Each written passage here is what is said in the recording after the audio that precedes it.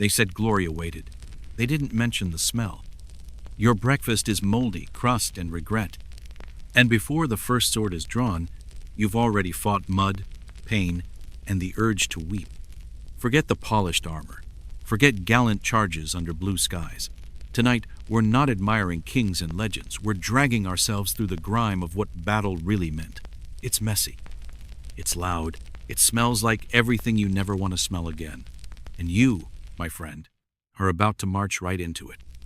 But hey, if this kind of raw medieval storytelling hits the spot, go ahead and follow the channel. Only if it feels right, of course. And tell me in the comments where you're watching from. Time zones are my favorite kind of chaos. Now lights off, volume up, maybe a fan running nearby for that authentic, wind-over wet leather ambiance. Let's get medieval. Literally. You don't wake up, you're dragged into consciousness by a noise that sounds like a goat being strangled by a bugle. It's Sergeant Bran, whose idea of a wake-up call involves screaming the word "move," like he's trying to scare the devil himself. No mattress, no feather pillow, just wet ground, cramping muscles, and a blanket that smells like a sheep got nervous on it. You try to sit up and immediately feel betrayal from your entire body. Your armor didn't come off last night, you were too tired. Now it clings to you like a desperate lover, with cold hands and metal kisses. Every joint protests. Your knees threaten to unionize. Around you, the others are coming to life in the way mushrooms do, slow, squelchy, and visibly uncomfortable. Terran's still out cold, snoring into a helmet that's half filled with rainwater. Hal is poking something fat and slimy out of his boot with a cursed expression and a dull knife. Breakfast? A laughable affair. If you can call gnawing on a fossilized loaf eating, it's so old you're pretty sure it was bread at your grandfather's wedding. One bite and your molars send out distress flares. You chew like someone trying not to break a promise. And wash it down with ale. Not because it's tasty, because the water will probably kill you faster than an arrow to the eye. You attempt a spit wash with puddle water. Hygiene. In theory. You haven't seen your reflection since the last full moon, and frankly, that's a blessing. If vanity survives war, it deserves a medal. Then the horn sounds again. Or maybe it's just Bran's voice. Hard to tell anymore. Form up. Move. I want to see footprints or blood. Pick one. You drag your sorry bones to your feet. The armor groans with you. You consider lying back down and pretending to be dead. But the punishment for desertion is creative, and you enjoy having limbs. The column stirs, grumbling, shuffling, armor clanking like a drunken blacksmith convention. Someone's already twisted their ankle on a sharp stone and is trying to hop without drawing attention. The path ahead isn't a path. It's a swamp's unwanted cousin, wet, sticky, and actively trying to eat your boots. Every step sounds like a kiss from Satan's soup pot. Squish, squelch, curse. Repeat. Your left foot feels like it weighs 20 pounds. Your right foot is arguing. Your thighs are discovering friction at a spiritual level. You are not walking, you are being boiled alive inside a tin can, slow roasted in regret. Ahead, someone belches with enough force to stir nearby grass. Behind, someone groans like their soul is leaking out. You pass a squashed toad, a broken wheel, and something suspiciously toe-shaped. No one stops. Stopping invites yelling, and no one wants more yelling. Bran yells anyway. It's his favorite activity. He's developed a wide range of tones. Angry roar, disappointed growl, and "I haven't pooped in a week" shriek. Morale? It left 2 weeks ago and never sent a letter. Some men sing to distract themselves. Others pray. One fellow in the back just makes goat noises. No one stops him. Honestly, it's comforting. You start imagining the enemy has better food, maybe even dry socks. Maybe they'll just give up. Or maybe you'll arrive, stare at each other across the field, and mutually agree to go home. Unlikely. But dreams cost nothing. Then it happens, the hill. Because of course, there's always a hill. Every battle is at the top of one. It's a rule no one remembers making, but everyone follows. The hill looms like a rude giant's hump. As you start climbing, Your calf muscles file for divorce. Someone behind you slips and rolls. They don't get up. They don't want to. You respect that. You trudge, one cursed step after another. The mud thickens. The sky darkens. Rain threatens. Your soul briefly tries to exit your body via sigh. You consider your options. Keep climbing and possibly die. Stop and definitely get yelled at. Fake a twisted ankle and become camp cook. None are good. Eventually, your legs stop sending feedback. They've resigned. Your arms are numb. Your sword feels like it weighs 100 bricks and smells like old onions. The enemy is still nowhere in sight. But you can feel it. The storm is coming. Not from the sky. From steel, sweat, and the sound of 1,000 men pretending they aren't scared. You wipe a sleeve across your face. Mud smears your vision. You blink, and it blinks back. Is it madness, fatigue, or just Bran yelling again? Doesn't matter. You keep going, because the only other option is stopping, and stopping gets you a visit from Bran, or worse, from the guy who writes down deserters' names with a grin. And that's not how your story ends. No, your story continues. On the hill, in the muck, wearing armor that bites and boots that moan, because battles aren't won in glory. They're survived in misery. You won't sleep tonight, not because of fear, because this camp was designed by a lunatic. There are no walls, just mud and desperation. The only real defense is that no sane person would want to be here. Welcome to Camp Gutterblight. It's not so much a military base as it is a carefully curated disaster. If you're noble-born, congratulations, your tent probably has a floor. The rest of you? You sleep wherever the ground insults you the least. You claim your spot by collapsing like a wounded elk and declaring, "This is my dirt now." The man beside you does the same. Just like that, you've founded a suburban slum of the damned population. Too many. First thing you notice is the air, not the temperature. The odor. It is an unholy fusion of damp wool, rotting food, and body odor, so powerful it could be used to interrogate prisoners. Add in the unmistakable aroma of despair, and you've got yourself the official perfume of the lower ranks. Flies are the real inhabitants here. You're just renting space from them. Some of them have names. You've learned to live with that. The latrine, if we can call it that, is a tragic hole dug behind a leaning wagon. It's a monument to haste and bad decisions. No cover, no dignity, just eye contact with fate. You do your business like a haunted raccoon, avoiding everyone's gaze and praying you make it out emotionally intact. Dinner is served. It is gray. That's not a description, that's the entire flavor profile. You ask the cook what it is, and he stares at you. Not angrily, just long enough for your soul to wilt a little. He then silently walks away, like a ghost with unresolved trauma. You eat it anyway, because hunger trumps dignity, and because you hope that stew wasn't someone's pet this morning. Some soldiers sharpen blades, others play dice. A few pretend to pray loudly and theatrically, hoping divine protection can be performance-based. "Protect us, Lord!" One howls while making dramatic hand gestures. You're pretty sure he stole that from a stage play. All around you, the soundtrack of the damned plays on, a symphony of coughing, muttering, farting, and off-key singing about stale bread and lost loves. Someone is attempting to play a lute, badly, and loudly, and possibly upside down. Someone else is sobbing in what might be Swedish. A knight stomps through, armor shining like it's allergic to dirt. He smells faintly of violets. His boots are dry. His teeth are white.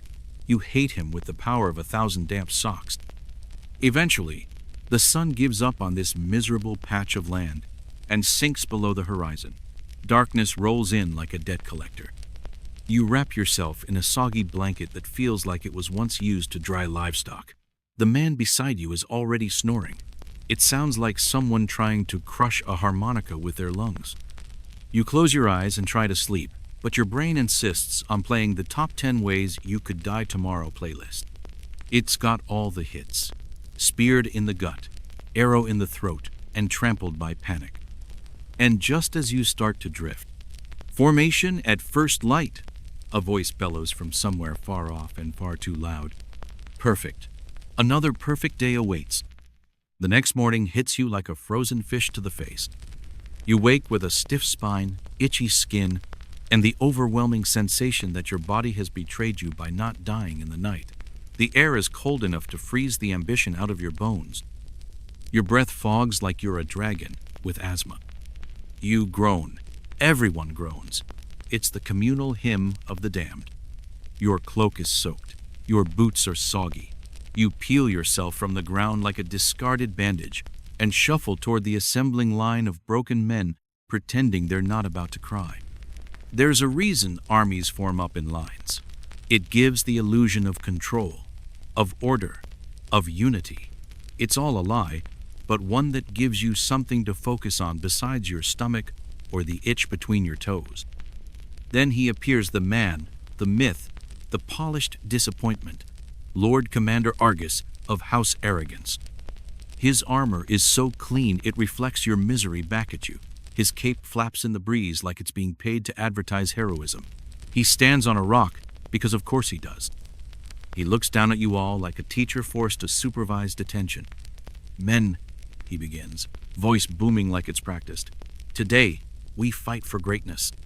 He pauses for drama. Someone near you hacks up a small organism.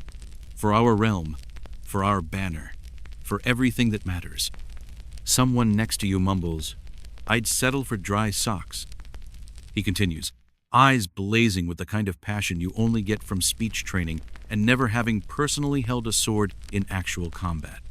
"Look to your left. Look to your right. These are your brothers." You glance sideways. The guy on your left is holding a spear upside down. The one on the right is whispering a goodbye letter to his goat. "We fight for honor, for glory, for lunch?" someone mutters. You try not to laugh. Argus's speech ends with a dramatic sword raise that nearly blinds 3 nearby archers. "Forward!" he screams. No one moves. The silence is broken by a sneeze, then a reluctant foot shuffle. Then, like mud-covered dominoes, the column lurches into motion not out of passion or conviction, but because staying still might get you volunteered for something worse, like being bait or carrying the flag. And now it's time to form ranks, which, in fantasy novels, means neat lines, disciplined eyes, and polished weapons. Here, it means chaos with a dress code. Men squabble over who stands where. Helmets go on backward. One guy holds a broom like it's a halberd. Another, wide-eyed and shaking, clutches a shovel with the conviction of a saint holding a holy relic. Your own squad leader, a man who, 3 years ago, was selling questionable cheese near the dock, starts yelling numbers like he's conducting a livestock auction. First wave shields, second wave long arms. No one knows what it means. Everyone nods anyway. You do your best. The man ahead of you is using his shield as a back scratcher. The one to your left is wielding a pike taller than a church steeple and keeps accidentally stabbing clouds. To your right, someone is humming what might be a battle hymn or might be a lullaby. Either way, it's oddly soothing. Behind you, you don't even want to know. Someone is breathing too loud.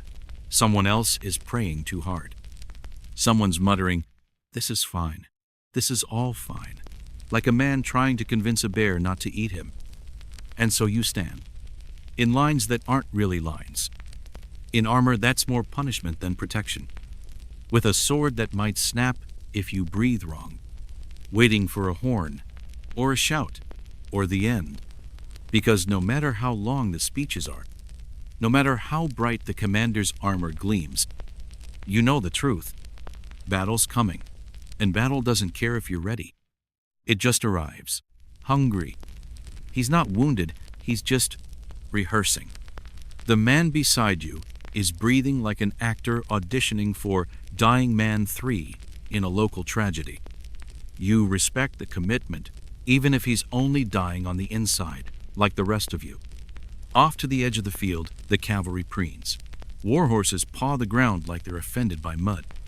Knights atop them sit statuesque, their armor gleaming like it was forged by angels and polished by privilege. They wear helmets shaped like art. Their swords shine like promises. You, on the other hand, are wrapped in chainmail that smells of expired hope and mildew. It doesn't fit. The boots aren't yours. You found them in a pile marked spare. One is definitely made for the other foot. You're fairly sure someone bled out in this armor recently. Then, a barked command slices through the air. Forward. Tighten the line. You try. Really. But every step forward lands on someone else's toes. Shields clatter. Boots sink. At one point, your foot disappears into a pit of mud so deep you wonder if it leads to the underworld. You wobble, elbows clash, and someone next to you curses like they invented swearing. Your shield ends up backward. Again, you stare at it, sigh, and decide, this is just how you live now. Then the drums. A slow, steady, monstrous beat. Not music. A countdown. A heartbeat for the battlefield. Each thud pulses through your bones like a warning whispered by the earth itself. Men whisper prayers. Some mutter family names like spells. One man lets out a quiet sob that gets swallowed by the rhythm of dread. You don't judge him. You're too busy negotiating with the gods of chance and sharp objects. Deep breath, weapon raised. You try not to vomit from nerves or breakfast, which you now regret eating. This is it. Or at least, it looks like it. Your line, somehow, has started to resemble an army. No one's walking the wrong way. Helmets are mostly facing forward. Then betrayal. The sky. It starts with a sound, a faint whoosh, like wind rushing through dead leaves. It grows louder, deeper, 1,000 invisible blades slicing the air. Then panic. Shields up. You jerk your arm up just in time. Someone nearby shouts, "Which way is up?" You don't answer.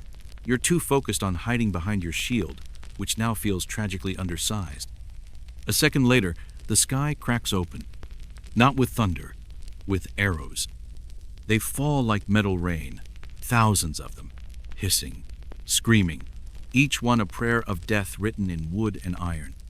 An arrow punches into the man 2 rows ahead. No warning, no scream, just a sickening thunk, and he crumples like a kicked barrel. Another scream follows, maybe Latin, maybe gibberish. Might have just been a sneeze. You crouch lower. Your shield rattles as something slams into it. Hard. You name it Gerald. Gerald the shield. Gerald is now your most loyal companion. You kiss his rim and whisper, "Don't leave me." To your left, someone is swearing vengeance on every archer who ever lived. To your right, a man is being sworn at for standing upright like an idiot. Behind you, someone cries out, "I'm hit." You glance back. No blood, just a scraped elbow and a desire to leave early. The second volley comes quicker than you expect. Now it's chaos. Veterans grit their teeth and mutter mantras. New recruits start crying openly, one of them rocking back and forth and whispering his chicken's name. A particularly clever fellow lies flat on the ground and stays there. Not the worst idea you've seen. The sky clears. You're alive. Gerald is a champion. You don't get to rest. Because now comes the part they never properly described in training. Close combat.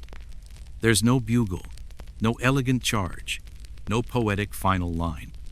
Just screaming. Suddenly, you're moving. Not from courage, from inertia. From the wave behind you, from fear of being crushed. Someone screams, "Forward!" And now you're stumbling ahead whether you like it or not. Someone in front of you trips over a rock or his own mortality and vanishes underfoot. You don't help him. You can't. You'll join him if you try. Then you hit, not with glory, with meat. The clash isn't cinematic. It's not elegant. It's raw, wet, sweaty confusion. Your weapon, whatever it is, a rusted sword or a sharpened frying pan, crashes against something or someone. You're not aiming. You're surviving. Metal clangs, wood snaps, men yell. You scream too, maybe in rage, maybe just because everyone else is doing it. The air is thick with sweat, blood, and boiled onions. You learn things about your enemies, their breath, their underarm situation, the exact pitch of their shriek when stabbed. You lunge, you swing, you hit armor, you hit cloth, you hit something soft, and then immediately regret knowing what that soft thing was. Your helmet fogs up. You can't see. You blink and see only shadows. A shoulder slams into you. Your ribs scream. You stumble sideways. You stay upright by sheer force of habit. There's blood on your glove. Might be yours, might not, doesn't matter. Nothing matters except not stopping. You hear a sword whoosh past your ear. You duck. Someone else takes the hit meant for you. Your eyes meet briefly. A shrug. A sorry without words. You try to remember your training, what little of it exists. Something about footwork, angles. You recall only this. Swing hard. Don't die. So you do. Sometimes you connect. Sometimes you hit nothing but air. A few times, you hit someone's shield and your weapon rebounds like it's offended. To your left, someone falls. There's a scream. To your right, a man shouts a name that no one answers. And then you realize it. You're still alive. For now, you think dying would be louder, more obvious. A dramatic scream, a final pose, something poetic. But here, men die like whispers suddenly, silently, forgotten. And the battle hasn't even hit its worst yet. This isn't a duel. It's not war as sung by minstrels or carved into the walls of noble halls. This is a bar brawl in hell's worst tavern, fought by 500 angry, panicked men, and absolutely no one's in charge anymore. If you expected noble clashes of steel and the triumphant call of horns, I'm sorry to break your beautifully naive heart. The soundtrack of a real battle is chaos in every direction, like a cattle market collided with a metal shop during a hurricane. The first thing you notice is the noise. Not just shouting, shrieking. A symphony of horror, made up of yells, howls, and raw terror. Some men scream to fire themselves up. Others scream because they've been stabbed. And a few scream because someone near them farted in terror. The reasons don't matter. It's the volume that haunts. One young lad is crying while swinging wildly at what turns out to be a bush. Another is bellowing what might be a war cry or a hymn, voice cracking with every note. You pass a man who is, somehow, apologizing while fighting, sorry, sorry, oh gods, sorry. Somewhere behind you, a voice yells, hold the line, with the desperate optimism of someone trying to teach fish how to climb. No one's listening. Not because they're defiant, they simply can't hear. Not over the clashing, the grunting, the screaming, and the snapping of nerves. You raise your arm, click. Did your elbow always do that? You make a mental note and immediately forget it. You're busy, not dying. The weapons now speak louder than words. Swords clang. Steel shrieks against shields. Maces connect with soft targets and produce a noise that stays in your bones, a wet, muted thud, like someone slapping a melon filled with regrets. Arrows don't glide like dancers. They hiss like vipers and thump into flesh or armor with bitter finality. Sometimes you hear a spear break through someone's chest plate. The cry that follows makes your soul wince. But the worst sound? Not steel, not death. It's the wetness. The horrifying squelch of a foot sinking into something that used to be a person. The sloppy mix of blood and mud beneath your boots. The sickening schloop of someone landing in the wrong place and not getting up. These sounds don't fade. They anchor themselves in your memory like rot under a floorboard. And they stink of rust, sweat, and something worse, despair. Men weep. Some shout for mothers they haven't seen in years. Somewhere, a horse screams. If you've never heard that, count yourself lucky. It's the kind of noise that makes grown men flinch. And above it all, some lunatic is trying to sing. A hymn, you think. Off-key. Broken. He keeps getting the words wrong. You wonder if he's trying to die faster. Your ears ring, not from injury, from overload. You stop hearing individual sounds, your brain just flatlines and your body takes over. You swing when something moves. You duck when you remember. You live somehow.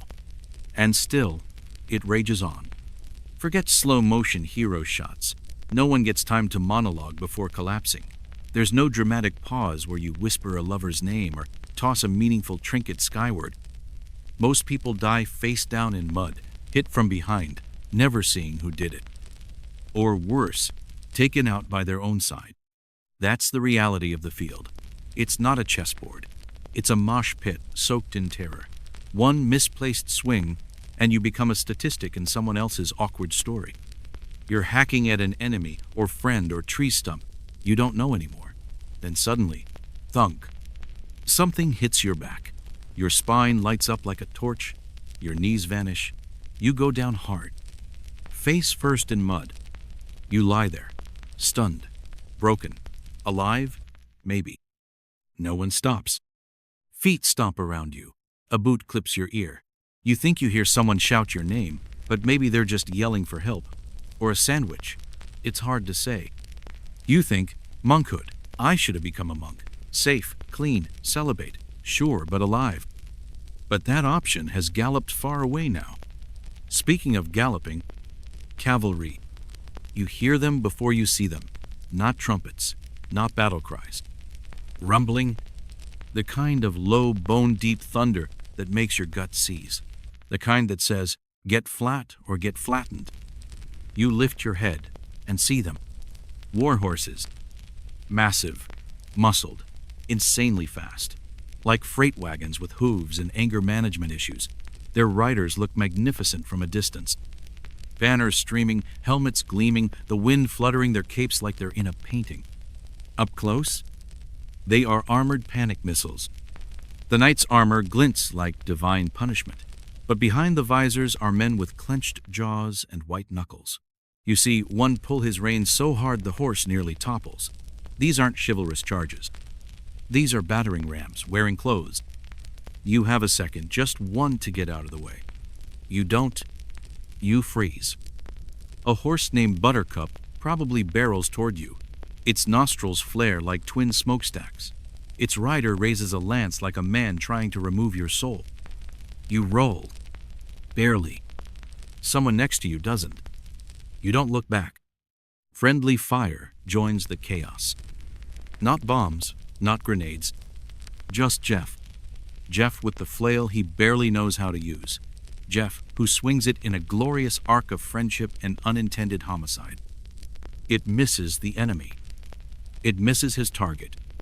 It does not miss you. Your ear sings. Something warm trickles down your cheek. Jeff says, oops. You consider legal action, but Jeff is already gone, flailing toward new disaster. Around you, men fall. Not all from wounds. Some trip, some slip. One goes down after stepping in a hole dug for reasons better not explored.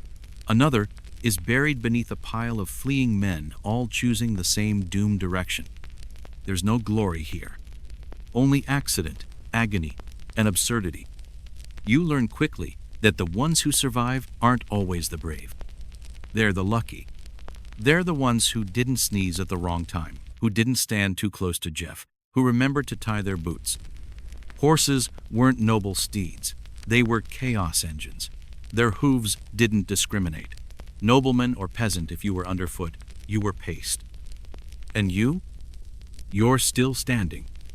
Barely. Covered in mud, shaking, half deaf, and trying not to vomit.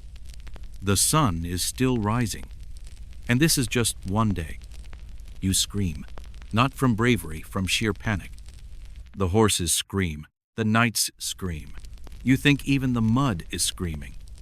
Because once cavalry enters the battle, logic and formation pack up and leave. Here's something you learn very quickly. Horses don't care about your plans, your lines, your squad formations. They are majestic towers of unpredictable muscle and hooves that ignore everything you thought was sacred. They don't step around you. They go through you. You're standing there dazed, muddy, bleeding from somewhere, and trying not to wet yourself when it happens. A scream, then thunder. Not from the sky, from the ground. A cavalry charge is not the noble, synchronized dance you imagined from bedtime tales. It's more like being attacked by a building that forgot it was supposed to be stationary. One man next to you disappears, just vanishes under the hooves of a warhorse the size of a shed. There's no drama, no slow motion, just crunch, and he's gone. You wince. Somewhere in the future, an archaeologist will probably find the dent in the dirt and name it Poor Bastard Lair. Another soldier lunges for a knight's leg as he thunders past a desperate, brilliant move. He misses. The horse responds with a back kick that launches him across the field like a sack of wet bread. You think he's still airborne. Even the knights aren't immune to the chaos. Turns out metal armor and slippery mud are not good friends. A surprising number of these heroic riders find themselves airborne not through grace, but gravity. When they hit the ground, it sounds like a kitchen pantry exploding during Sunday Mass. The unlucky ones land face first. The really unlucky ones land upside down and can't get up. You witness one flailing like a flipped beetle, sword still clenched, shouting, "Unhand me, demon!" at his own horse, which has already moved on. Speaking of horses, they're not all cooperating. One rears up majestically, gets spooked by a flag waving the wrong way, and bolts in terror toward the latrines. Another simply stops. Flat refusal. Its knight yells, threatens, and even offers it a promotion. The horse ignores him. It knows who's really in charge. You lock eyes with a soldier from the other side. Neither of you move. Both of you are just trying not to get trampled. In that moment, you're not enemies. You're co-survivors of the world's deadliest stampede. Rule number 1 in medieval battle: don't be under a horse. Everyone learns it. Most the hard way. By the time the cavalry is done for, now, the field looks like a giant's game of stomp the ant. Men are scattered, formations are shattered, and what little order once existed is now a distant myth. And the worst part? They'll probably do it again tomorrow. Eventually, after arrows and screams and several accidental elbows to your face from your own teammates, it happens. You fall. You're not sure why. Maybe it's the foot stuck in the guts of a pig. Maybe it's a severed leg. Maybe it's because someone behind you tripped and dragged you down in a flailing apology. Doesn't matter. You're down, face first, in what can only be described as the world's most violent stew. And here's the truth. Falling in battle isn't part of the choreography. It's a crossroads. You've got about 3 seconds to decide, and neither option is good.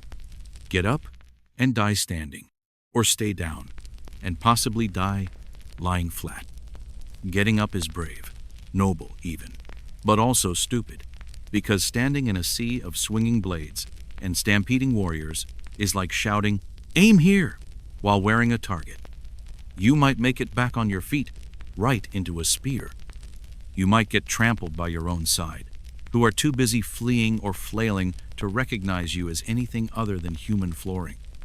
Staying down? Well, that has its risks too. Bodies fall on bodies. Horses thunder past. Occasionally, some looter or terrified soldier pokes the dead to see if they're truly gone. If you flinch, you get upgraded from possibly dead to definitely dead.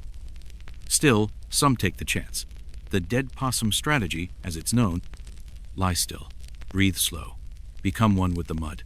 You stare at a boot for what feels like hours. You pray it doesn't belong to someone still attached to it. Steel rings out nearby. Screams echo overhead. You press your face deeper into the dirt and think of peaceful things: a quiet forest, warm bread, goats with names. Then silence. Not complete, but different. The fighting shifts, moves, fades. You're still alive. Somehow. Eventually, you rise cautiously. You're filthy, bloody, unsure which parts still function. You stink like regret, war, and possibly soup. You wobble upright like a newborn deer wearing grief. No one notices. No one cheers. You are just another soul that didn't stay down, and that, in this world, is the only trophy anyone gets. The battle ends. Not with fanfare, not with victory speeches, just less. Fewer screams. Less noise. More groaning. That's how you know. There is no thunderous retreat. No triumphant horns. You blink. Look around. Weapons lie where they fell. Some in hands, some in necks. Boots are scattered somehow, always one boot, never a pair like offerings to a god of ruined feet. A voice whispers, "We won." He doesn't sound happy. He sounds like a man who just learned his prize for surviving is more surviving. Another soldier limps past, waving a broken sword like a flag, shouting, "Victory!" while holding his arm in the other hand, not metaphorically. You nod. Why not? Close enough. The truth? You're upright. You're breathing. You're mostly intact. That's victory in this world. Winning doesn't mean cheers. It means no one stabbed you today. You make your way back across the field. Step over corpses, some you recognize, some you don't. No one moves to help you. Everyone's got their own limp reasons. There is no grand celebration, just the long, miserable trudge back toward what passes for camp. Half a jug of sour ale awaits you, maybe a hunk of bread that could double as a weapon. You might even get to sit, if you're lucky. Priests mutter prayers over the dead, sometimes even the right ones. Some men cry, some loot the bodies, more out of habit than greed. You pass one who's pocketing a ring from a corpse while whispering, "Sorry, mate." And you? You find a place to sit, alone. You stare at your hands. They shake. Your armor is dented in places you didn't know could dent. Your legs hurt. Your soul hurts more. But you're still here. And in the middle of all that, the horror, the mud, the death, you feel something. Not pride. Not glory. Something quieter. A simple, ridiculous thought. Maybe tomorrow will be worse. And, for some reason, that makes you smile. You find a pair of boots with matching soles. One even fits. Victory. Your commander, still spotless, like the battle politely ignored him, climbs onto a crate and starts a speech. You don't hear a word. Your ears are ringing. Your head is buzzing. And your entire body is focused on staying upright. You try to focus on anything. But all your brain wants to think about is stew, and as soon as it does, your stomach lurches in protest. A tactical error. No more stew thoughts. You're alive. That much is clear. You've survived, though. Survived is a generous word when your ribs feel like they've been used as a xylophone and your left foot no longer bends the way nature intended. Still, you're breathing, which, in this era, is the official metric for victory. You slump onto a rock, not gracefully like a sack of something lumpy and emotionally damaged. Around you, men sit or fall or just lie flat and hope they don't have to move again for the rest of their natural lives. Someone whispers what every battered soul whispers after a battle. Never again. And then the sergeant yells, "You lot skirmish detail next week." Perfect. Once the swords are sheathed and the shouting dies down, there comes the phase no bard ever sings about, the cleanup. No glory, no pageantry, just the practical, brutal aftermath. You might imagine this involves noble acts, burying the fallen, tending the wounded, honoring the brave. In truth, it's part triage, part looting, and part grotesque medieval scrapbooking session, where the crafting materials are people. First, the medics arrive. A generous title. These men are more accurately described as enthusiastic amateurs with knives, questionable hygiene, and a healthy disregard for second opinions. They come bearing water, rags, and the phrase you quickly learn to dread, "That'll have to come off." You sit down, exhausted, a gash on your thigh leaking something reddish and worrisome. The man looking at it normally trims beards and boils teeth out of skulls for a living. Today, he's your surgeon. "Let's see," he mutters, peering at your wound with all the enthusiasm of a butcher picking out a roast. Then he pulls out a needle the size of a small dagger and briefly waves it near a candle, as if heat alone will make it sterile. You consider running, but your leg won't cooperate. He says, "Bite this," and hands you a piece of wood. You do. Then you scream anyway. Meanwhile, bodies are being collected if collected means dragged into loose, crooked piles that vaguely resemble burial sites and more accurately resemble horror-themed sculpture gardens. Some get covered, most don't. You recognize a few faces. You look away quickly. There's a moment, a flash, where it hits you that guy owed you money. That one taught you how to play dice. That one gave you his last crust of bread 2 nights ago. They're all still now. You blink, swat a fly from your wound, and try to forget their names. The smell makes it easier. It's gone from bad to spiritual.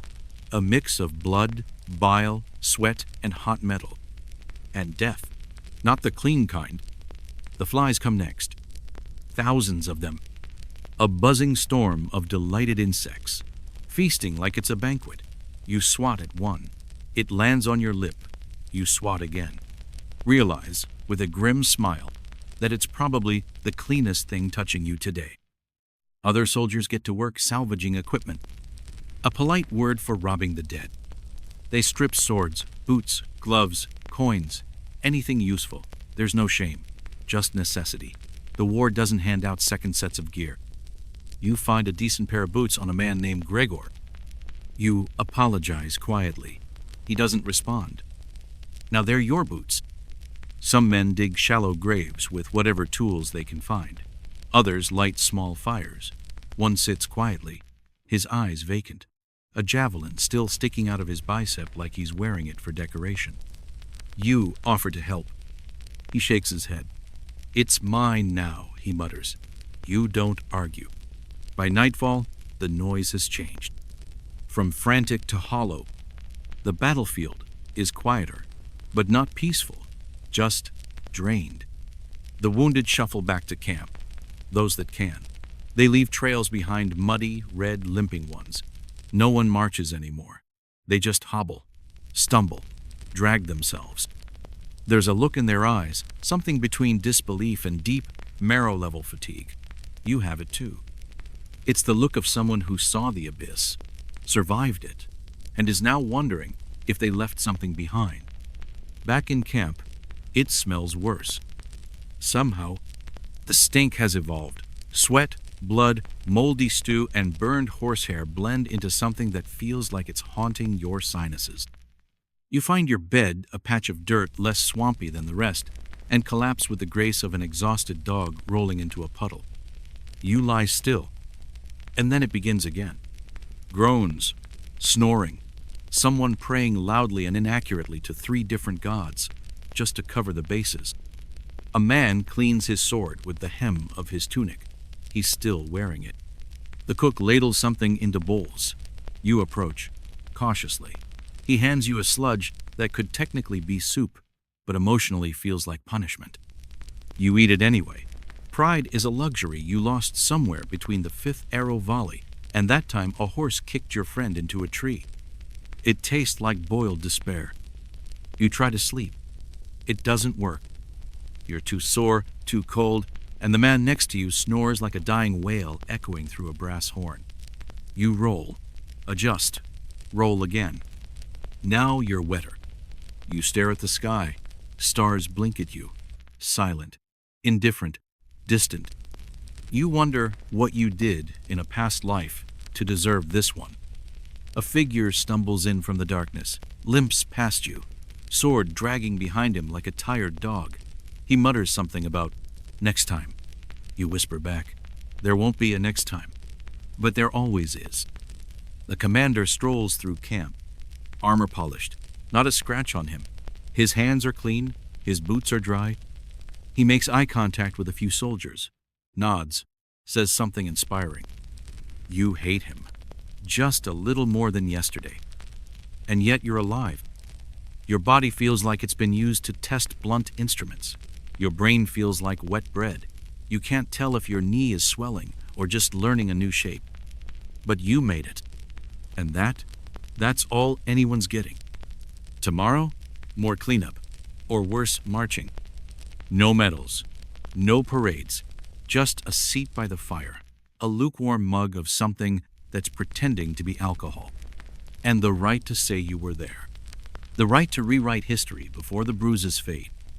And maybe, just maybe, a new pair of boots. There's no bard, no song, no parade. Just muddy, blood-crusted survivors huddled around a dying fire, lying through their broken teeth.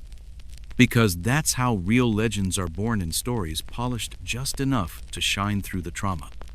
You're sitting on a log that's more fungus than wood. Your boots, recently acquired from someone who no longer needs them, are steaming slightly from the fire. Around you, the battered remnants of the living gather, men who now look like scarecrows soaked in nightmares. No one wants to talk about what really happened. So instead, the stories begin. I took down 6 knights, alone, with a cooking pan. One man brags, lifting a crusty metal skillet like it's Excalibur. Another smirks, caught an arrow, midair, with my teeth, spit it right back. Faced a war elephant once, says a third, eyes wide with dramatic flair. France. Not many elephants in France. That's what made it so dangerous. You nod. You sip. You lie, too. In your version of the story, you didn't slip on a gut pile and shriek like a choir boy. You executed a tactical repositioning. The moment where you dove into a bush to escape a charging horse, that becomes a masterclass in battlefield stealth. The time you begged a 12-year-old squire to hold your hand during the arrow storm, you generously reframe that as tactical emotional stabilization. It's not about ego. It's about survival.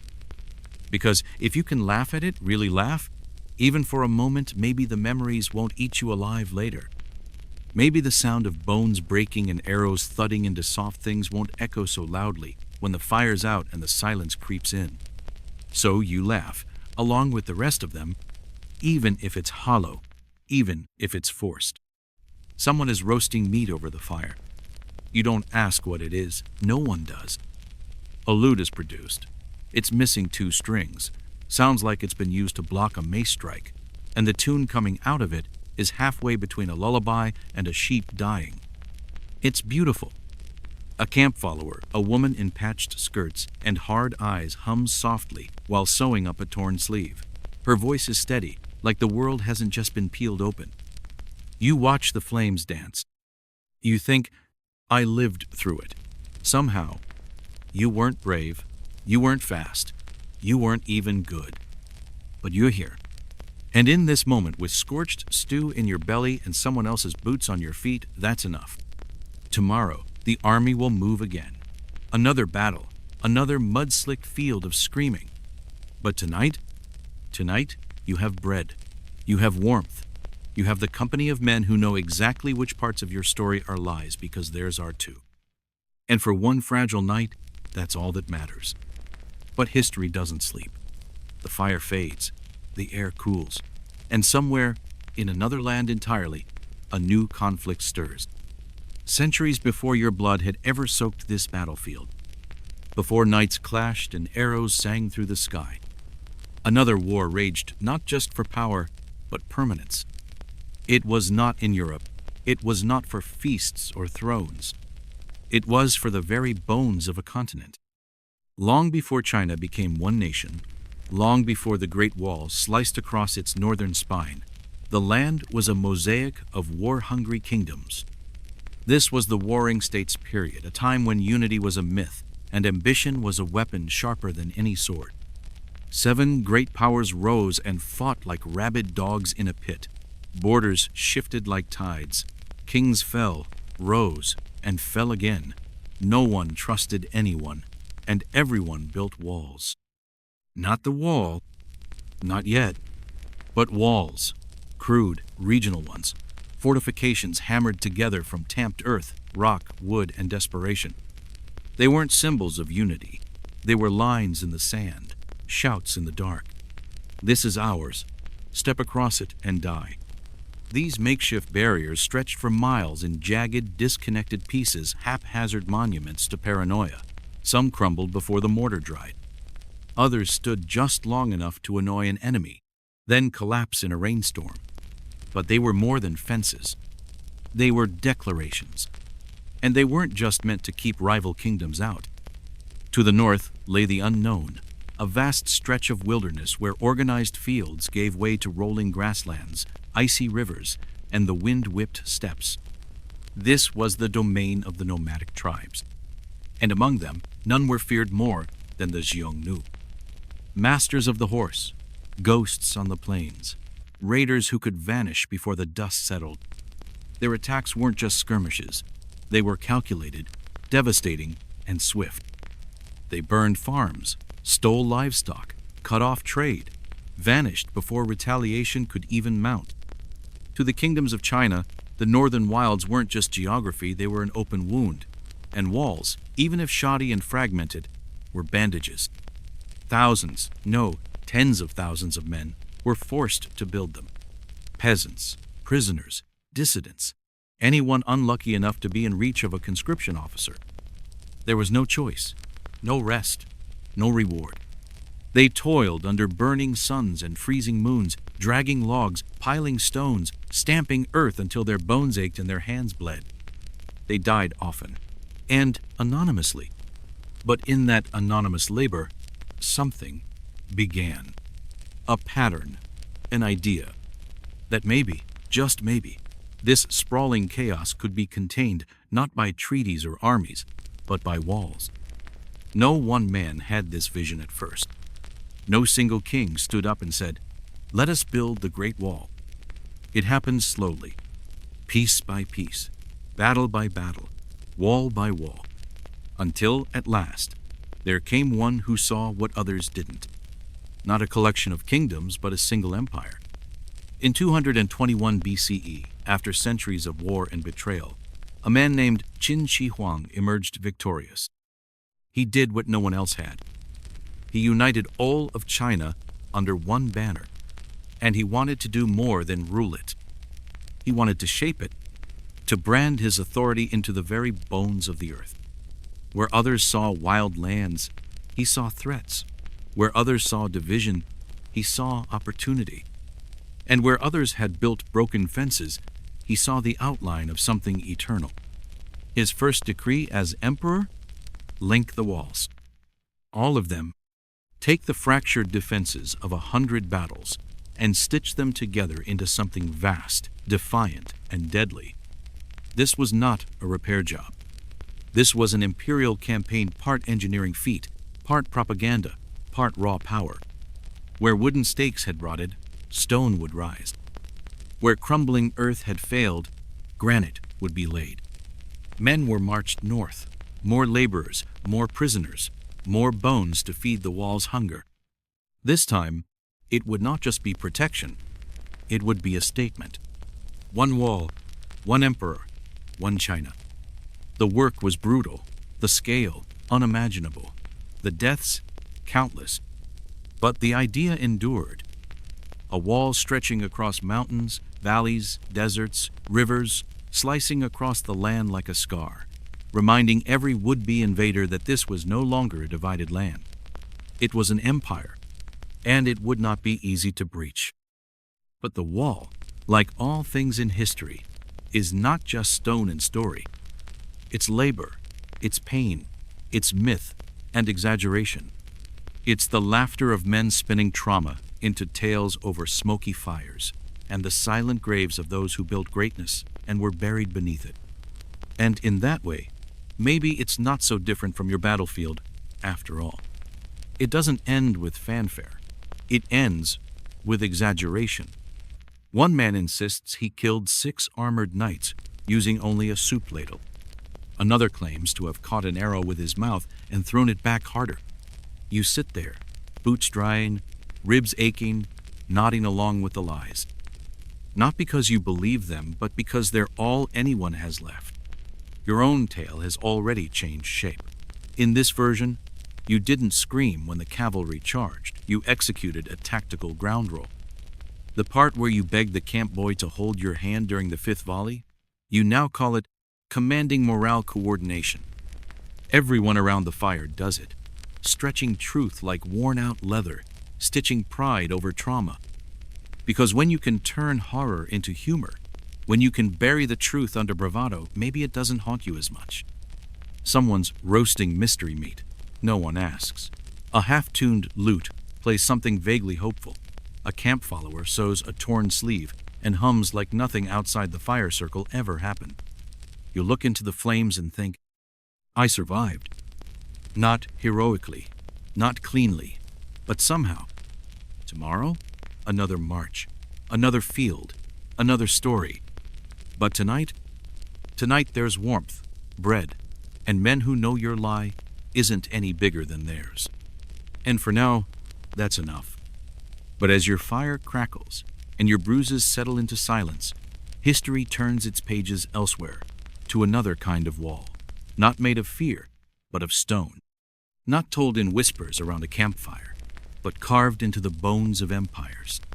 Centuries before any steel clashed in your land, on a distant, dusty horizon to the east, one man dreamed of power that stretched farther than borders, a line so vast it would defy time itself. His name was Qin Shi Huang, the first emperor of China. The wall wasn't just the edge of his empire, it was the edge of his will. He conscripted a population not by race or loyalty, but by availability. Peasants, prisoners, scholars who spoke too freely, soldiers who failed upward. All were gathered, hundreds of thousands of them, and driven into the wilderness to raise a boundary against the barbarian winds of the north. Many never returned. Their bodies lie beneath the earth they stamped into place. The wall gained a nickname whispered through generations, the longest cemetery on earth. But scale was the point. Where others saw a natural limit, a mountain, a desert, a river, Qin saw foundation. He didn't just build walls, he reprogrammed reality. He unified weights, measures, currencies, even the written script. Every stone, every road, every regulation part of a single campaign, to turn chaos into control. To shape a fractured land into a nation so enduring it would be remembered not in scrolls but in stone. The original Qin Wall wasn't the postcard perfect stretch we imagine today. It was raw. It was rough. Built of packed earth, stomped into layers by barefoot laborers, pounded flat with logs. Where stones were handy, they were hauled by rope, by back, by bleeding hand. Nothing came easy. Nothing was sacred. Tools were crude. Terrain was merciless. But the dream was clear. Build a barrier so massive it would turn raids into rumors. A line so bold it would scar the world. Yet dreams are fragile. When Qin Shi Huang died, so did his dynasty barely 15 years later, swept away like sand before the ink dried on his legacy. But the wall remained, because the wall made sense. The Han dynasty, rising from the ashes of Qin's iron grip, didn't tear the barrier down. They doubled down. The Han emperors understood what the first emperor did. The northern frontier was a bleeding edge, and it never stopped bleeding. The nomadic tribes beyond the wall, the Xiongnu, masters of mounted warfare, continued to descend, fast as smoke, deadly as winter. And so the Han didn't just rebuild the wall, they evolved it. Under Emperor Wu of Han, the wall became more than a barricade, it became infrastructure. Fortresses, outposts, watchtowers every few miles, linked by signal fires that could spread word of attack across hundreds of kilometers in a single night. It wasn't just defense, it was a system. A living network that buzzed with soldiers, runners, supplies, and warnings. A new kind of wall, a backbone not of fear, but of strategy. Where Qin had stamped earth, Han laid brick and stone. Where Qin had isolated, Han connected. They extended the barrier deeper into the deserts and valleys, places once thought unreachable. Roads crisscrossed behind the fortifications. Traders followed. Settlers too. Life along the Han Wall was harsh, lonely, but it was life. Small communities sprang up in the wall's shadow garrison towns, half military, half merchant, where Han Chinese rubbed shoulders with the nomadic peoples they once feared. There were fights. There were marriages. There was trade.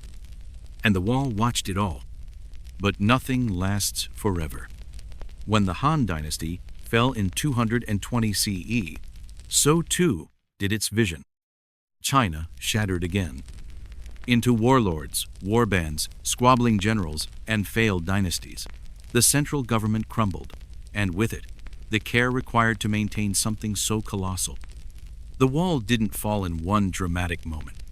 It simply faded. Outposts were abandoned. Watchtowers collapsed. The desert swallowed the stones. Vines claimed the wood. Dust crept into the cracks of a forgotten empire. In some regions, peasants dismantled the old walls to build homes.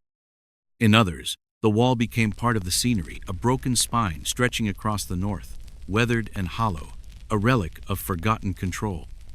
But the danger remained. Always. The steppe never sleeps. From the ashes of fallen tribes rose new ones.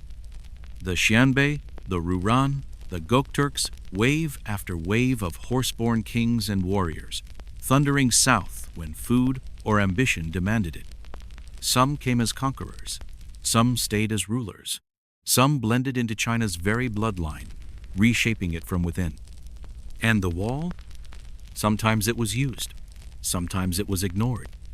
Sometimes it was fought over by regional lords who needed something, anything, to organize their fragment of a fragmented world. And yet, it never truly vanished. Because even in ruin, a wall remembers its purpose. Even broken stones cast shadows. Even silence has an edge. They weren't building homes. They were stripping an empire's bones for parts. Old bricks became new temples. Stone blocks went into watchtowers, wells, walls, anything but memory. Bit by bit, the Great Wall stopped being a defense and became a quarry. Centuries passed. One dynasty collapsed, then another. The wind howled across the steppes, but the wall, it stayed silent. Broken, buried in sand, swallowed by moss, slowly gnawed away by time and opportunistic builders. But something remained. Not the wall itself, but the idea. You could see it in poetry, in the words of scholars who'd never seen battle, but could still feel its weight in verse. The frontier became legend, a cold and lonely place. A place where men vanished into snowdrifts and ash. A place where courage froze to death before help ever came. But through it all, through chaos, ruin, and forgetfulness, one truth lingered like a spark under the ash. One day, China might need the wall again. And that day came with fire. The year is 1368. China is bruised, reeling. The Mongols, the unstoppable riders from the north, had ruled for nearly a century. Under the Yuan dynasty, foreign boots had trampled the heartland, and their rule left scars deeper than swords could carve. But now the Mongols are gone. The Ming have risen, and they carry one goal on their shoulders like a sacred weight. Never again. The new emperors didn't just inherit land, they inherited trauma. Every generation remembered the sound of hooves, the smoke from burning farms, the silence after a garrison fell. So the Ming rulers built, not just cities, courts, and coins. They built a wall, but not the kind patched from crumbling clay or stolen stones. They built a wall of permanence. This wasn't a restoration. It was a reinvention. The Ming Wall wasn't a bandage, it was armor. Beginning in the late 1400s and accelerating through the 1500s, construction began on a scale the world had never seen. Not with rammed earth and prayer, with stone, brick, and firepower. Under generals like Qi Jiguang, the wall became more than architecture. It became policy, philosophy, a political line drawn not just in the sand, but into the mountain itself. They didn't just raise defenses. They reshaped the northern spine of the country. Ridges were carved, valleys walled off, desert cliffs wrapped in masonry. Forests were cleared to give archers visibility. Every turn, every bend of the new wall was calculated for maximum advantage. Drainage channels were dug to protect against erosion. Ramparts were expanded, some as wide as modern roads. The tallest parts loomed like fortresses in the sky, with stairs so steep they broke spirits before knees. And all of it was meant to last. This was the version of the Great Wall people remember. The version painted on postcards, sung in anthems, photographed from satellites. A dragon of stone crawling across the land, its scales glinting in the sun. Mountains couldn't stop it. Rivers bent beneath it. Wind roared past it, and the wall didn't flinch. But it was more than just a line in the dust. It was a lifeline. Along its length, garrisons blossomed like desert flowers. Supply depots, barracks, storage rooms for rice, grain, and black powder. Small towns where soldiers could live and sometimes die in the shadow of what they protected. It wasn't just a wall between China and the barbarians. It was the spine of a parallel civilization. Thousands of soldiers were stationed across its lengths, often not by choice. Many were peasants who had traded their freedom for boots, a bowl of porridge, and the promise of pay. Others were exiles, criminals, and poor farmers forced into uniform. Some had volunteered. Most hadn't. Life on the wall? Not glorious. It was freezing winds and cracked mortar. It was hauling supplies over craggy slopes until your feet bled through straw sandals. It was patching battlements with numb fingers, using mud that froze before you could press it into the stone. Food was scarce. Millet, beans, salted meat, and not much else. Vegetables were grown in tiny plots scraped out of hard earth. If a supply caravan was raided, winter meant starving. Disease came often, so did boredom and frostbite, and rumors of the next attack. Desertion was common. Execution for deserters was more common. Yet, against all odds, life persisted. Small families grew behind the parapets. Wives followed their husbands to remote garrisons. Children were born, not knowing any other horizon than the wall's ridgeline. Some grew up playing between watchtowers, their lullabies interrupted by warning horns and whispers of Mongols. Merchants traveled the length of the wall, selling wine, grain, needles, and gossip. Soldiers bartered arrowheads for bread. Tailors repaired cloaks with thread and curse words. Blacksmiths pounded out horseshoes while grumbling about their lost youth. And in some corners, cultures blended. Han settlers and nomadic traders, once enemies, began to mingle in the dust. Marriages were forged. Friendships, too. For all the wall's stone, it could never fully separate human nature. But not all posted to the wall lived among others.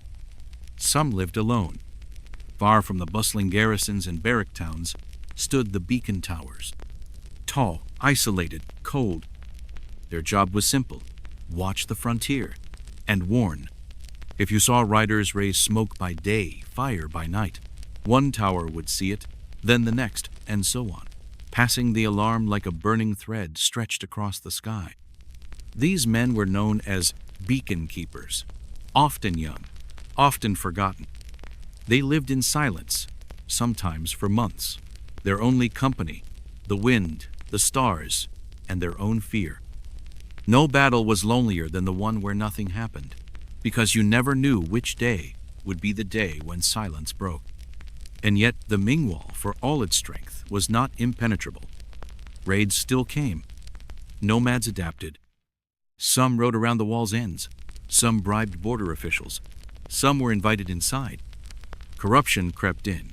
Supplies vanished. Walls were left unmanned. And when the Manchus came the final hammer blow, they didn't storm the gates. They were let in, but that would come later, before the fall, before the betrayal, before the banners burned. The Ming had done something no other dynasty had managed. They turned myth into masonry and made the wall not just great, but eternal. Behind every parapet, there were calloused hands. Under every stone, a footprint. And in every watchtower, a heartbeat pounding in rhythm with history's march. This was no longer just defense. This was endurance. This was memory made visible. This was the wall. A fire by night, smoke by day. That was the signal. Simple, swift, terrifying. If you were lucky, you saw it from far away. If not, it meant trouble was already on your doorstep. That's how it was to live on the Great Wall, not as a conqueror, but as a watcher, a whisper between empires. The beacon keepers lived where the map thinned, alone or in pairs, in towers built for sight, not comfort. Their homes were stone. Their companions, wind, silence, and the relentless weight of sky. They weren't generals, not heroes. Just men with cracked hands and smoke-stained faces whose job was to keep an eye on the infinite. They stood between myth and reality, between a sleeping empire and the wild unknown. They weren't remembered. They weren't praised. But without them, the wall might have fallen far earlier. And yet, even they couldn't save it. For all its towering presence, the Great Wall's greatest threat wasn't battering rams or foreign cavalry. It was time. And people. For centuries, the wall stood as a declaration that China would not bend to chaos, a spine of stone against the chaos of the steppe. But no wall is stronger than the people who guard it. And by the 1600s, those people had nothing left to give. Corruption had seeped into the veins of the Ming government like winter into old bones. Troops stopped receiving their salaries. Supplies vanished before reaching garrisons. Officers sold food, weapons, even uniforms, anything that could be traded or bribed away. Morale broke. Garrisons turned to smuggling just to survive. And who were their partners? The same nomads they were stationed to repel. Trade replaced war.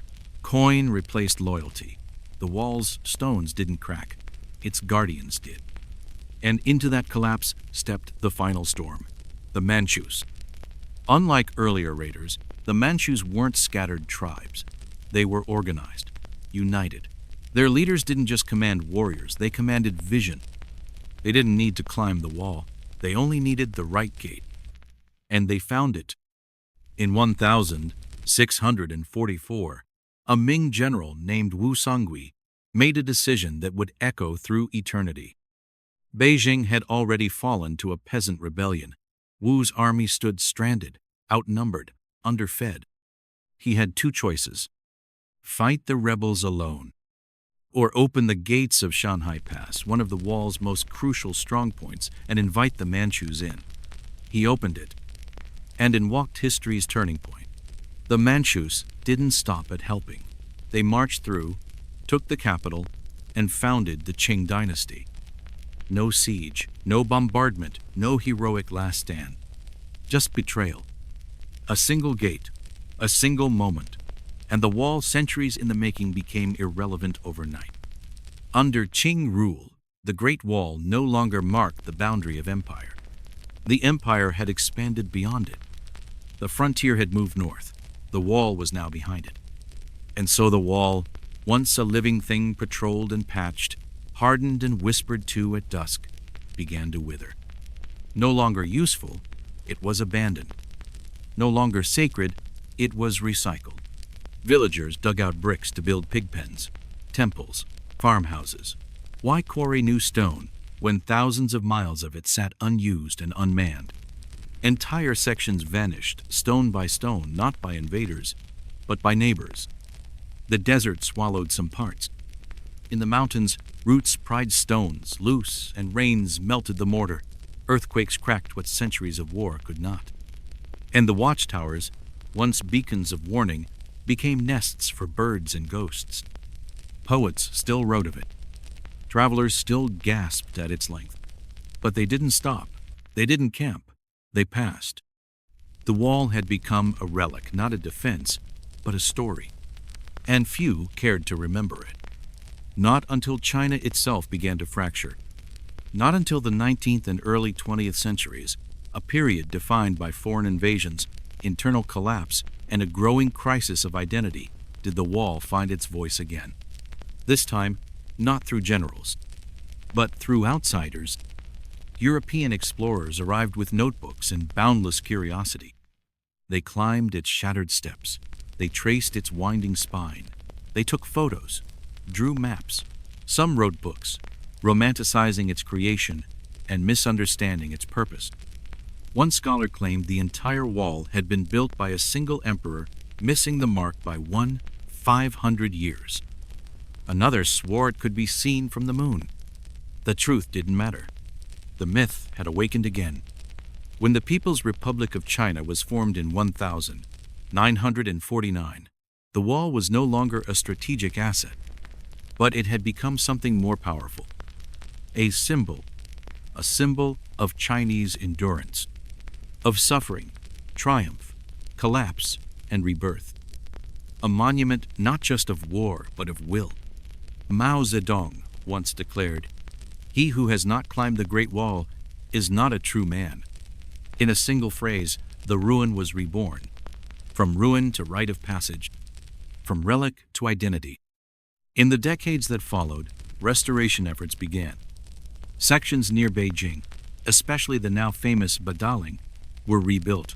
Walls were reinforced. Bricks were replaced. Tourists arrived by the millions.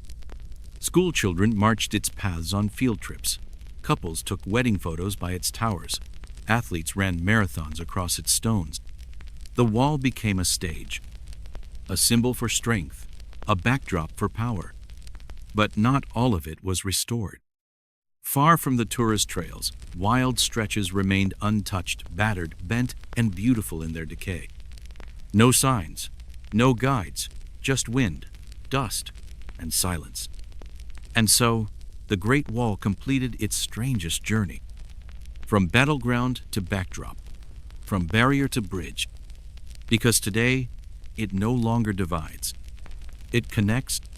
People come from every corner of the globe to walk its spine, to feel its weight, to stand in its shadow and wonder, who built this? Who lived here? What did they see when they looked out across the vastness? The answer?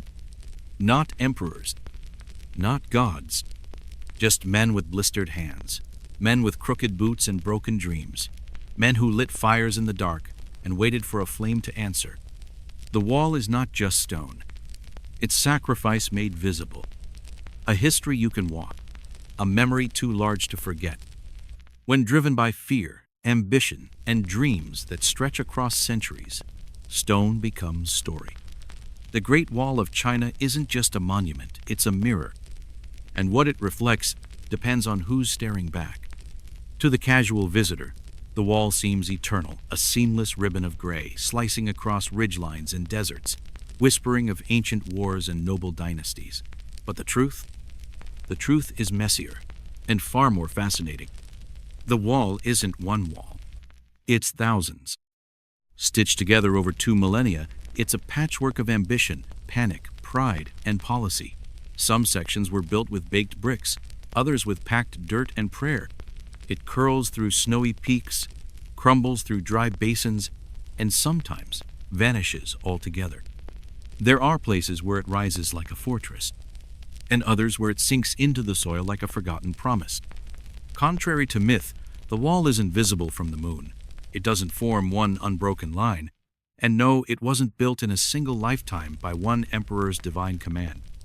But what it does do, what it's always done, is hold memory. Stone holds memory differently than words. It doesn't change with retelling. It doesn't exaggerate. It endures. The wall tells the story of a civilization wrestling not just with enemies at its borders, but with the chaos within its soul. It's about emperors desperate to hold power, generals chasing permanence, peasants crushed beneath the weight of imperial vision. And yet, they all left their mark. To a ruler, the wall was proof of control. To the soldier freezing in a watchtower, it was a prison. To the poet, it was a haunting, a line that divided not just land, but love, peace, and time. And today, to modern China, the wall is something else entirely. A cultural anchor, a bridge to the past, a symbol of ingenuity, endurance, and the unbreakable thread of national identity. Millions now walk its restored paths each year, photographing their way into history, posing atop parapets that once watched for arrows and smoke. They come for the legend, for the awe. But beneath the awe is something deeper. The human handprint, the knowledge that this was built by people, real people, whose names were lost even as their footprints were carved into stone. But not all the walls survive. In fact, over 30% of it has already disappeared, eroded by time, dismantled for bricks, or buried beneath new roads. Preservation is a race now, against sand, development, indifference. The goal isn't to rebuild it, it's to remember it, to protect what remains, to pass it on, not as propaganda, but as memory. Because the wall was never just about keeping enemies out. It was about drawing a line between known and unknown, between empire and uncertainty, between what is and what might one day be lost. And so the wall still stands, sometimes as stone, sometimes as ruin, always as legend, a monument not to what divides us, but to what we dare build when we fear being forgotten. But while one part of the world was drawing borders in stone, another was racing to erase them. The year was 1860. And in a country halfway across the world, the United States of America was teetering between greatness and implosion. Civil war loomed. The West was drunk on gold fever. And while the eastern cities buzzed with telegram wires and railroads, the West might as well have been on the moon. A single letter from St. Joseph, Missouri to Sacramento, California could take 3, even 4 weeks, assuming it wasn't delayed by snow, outlaws, or a bridge deciding to collapse mid-journey. If you were waiting to hear if your mine had struck gold, or if Abraham Lincoln had been nominated for president, you waited. And you prayed. Because the message might arrive too late to matter. The government had tried solutions. Steamships down to Panama, risky. Mail lines around Cape Horn, ridiculously slow. And the idea of stringing a telegraph wire across mountains, deserts, and hostile territory? Still a dream. What the country needed was speed. And not theoretical speed. Horse speed. Enter the Pony Express. A bold, borderline unhinged plan to outpace geography with grit. The concept? A relay system. Dozens of riders, young, wiry, fearless, stationed across a nearly 2 zero-mile trail. Each would race a fresh horse to the next station, swap saddles in minutes, and keep going. Day and night. Through snow, hail, gunfire, and loneliness. No delays, no excuses. Missouri to California in 10 days or less. It was madness. And yet, it worked. Not because it made sense, but because it had to. America wasn't just expanding, it was unraveling. And nothing binds a country faster than communication. The men behind the Pony Express weren't cowboys or federal agents. They were businessmen. 3 of them, William H. Russell, Alexander Majors, and William B. Waddell. They already ran freight wagons across the West, supplying remote army posts with everything from ammunition to ale. And now they wanted to own the fastest message line on the continent. Not just for profit, but for glory. They didn't wait for government approval. They started building. Relay stations every 10 to 15 miles. Fresh horses at each stop. A lean army of stable hands, station masters, and riders recruited for speed, toughness, and ideally, under 125 pounds. The first mail left on April 3rd, 1860. 10 days later, it arrived in Sacramento. A miracle, a message, a nation in motion. But the Pony Express wasn't just about speed. It was a test, a dare to nature, bandits, and time itself. It was about proving that the American frontier, vast, wild, unpredictable, could be conquered. Not with guns, but with letters. They gambled everything on speed. A few businessmen, a lot of horses, and one impossible dream, to connect a country through saddle and grit. And for 18 wild months, it worked. The founders of the Pony Express weren't prophets. They were freight men, freight haulers, to be exact. William H. Russell, Alexander Majors, and William B.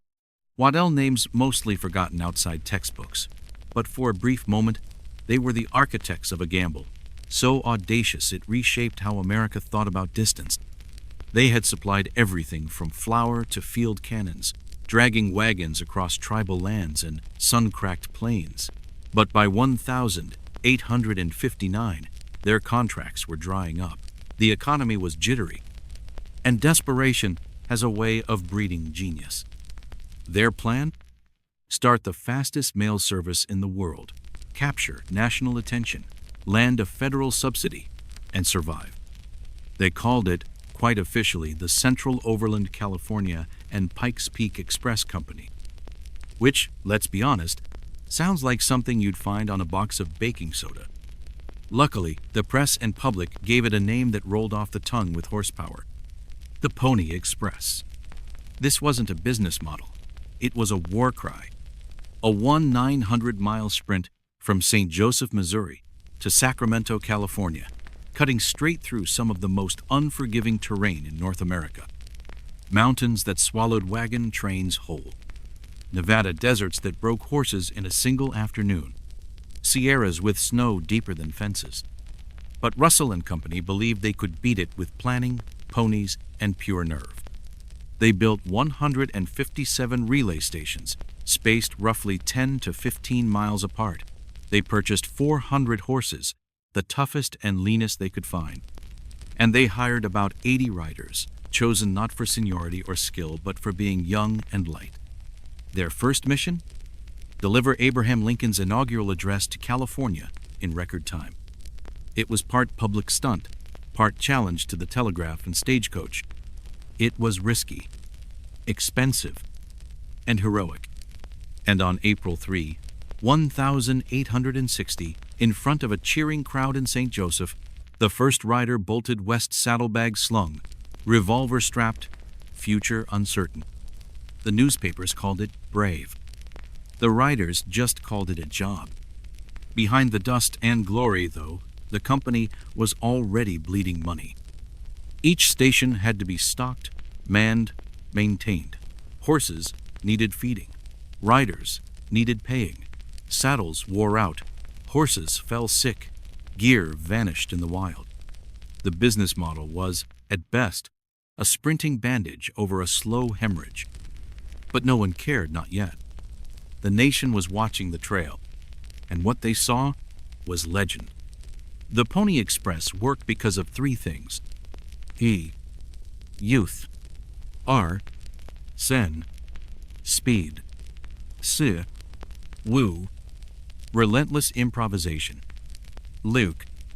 The riders were often 14 to 20 years old, not because of romance, but because younger meant lighter. Lighter meant faster. Faster meant delivery. One job listing famously read, "Wanted, young, skinny, wiry fellows, not over 18, must be willing to risk death daily, orphans preferred." Part recruitment, part eulogy. Among them was a boy named William Cody, better known to history as Buffalo Bill. He later became a Wild West celebrity, famous for his theater shows and spectacular bravado. But long before the spotlight, he was one of the Express's many mythologized daredevils. Whether he truly rode or simply said he rode remains debated. But his image, a teenage courier charging across hostile land with a six-shooter and a satchel full of hope, became one of the enduring faces of the West. Another legend was Pony Bob Haslam, who rode 120 miles through Paiute territory, with arrow wounds still bleeding from his shoulder. No fame, no drama, just letters and pain. The mail wasn't carried in sacks. It was tucked inside a special saddlebag called a mochila, 4 locked pockets, leather flaps, sealed tight against rain and dust. Each mochila carried about 20 letters, wrapped in oiled silk for protection. They were designed for speed, slipped over the saddle like a glove, easily tossed onto a new horse. Which was good, because time was everything. Every 10, 15 miles, the rider would thunder into a relay station. No dismount, no rest. Just a wild gallop to the post, where a stable hand would thrust a new horse under the mochila, and the rider would be off again, often in less than 2 minutes. Picture it, a boy, barely old enough to vote, covered in dust, blood, or both, barely slowing as he vaulted from one horse to the next, the new steed already breathing heavy. the next 10 miles stretching out like a dare.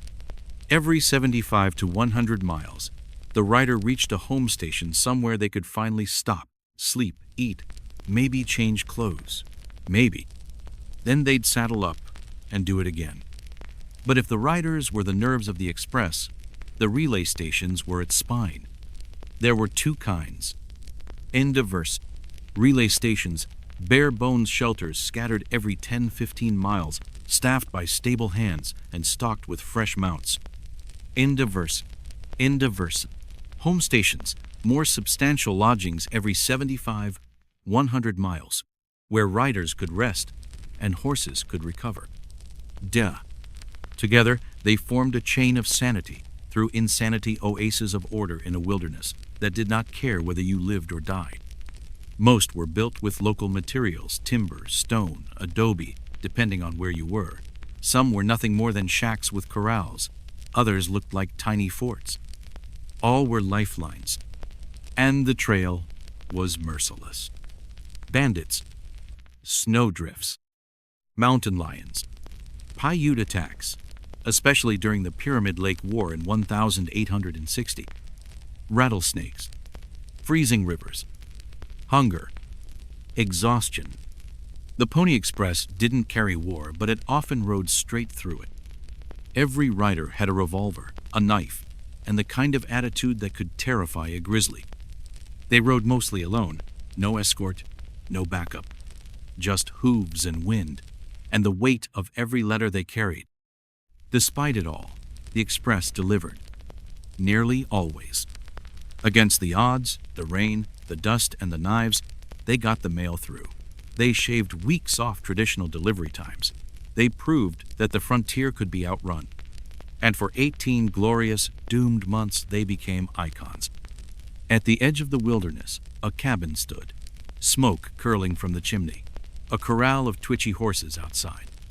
Inside, a teenage boy slept with a revolver on the nightstand and a mailbag hanging from the rafters.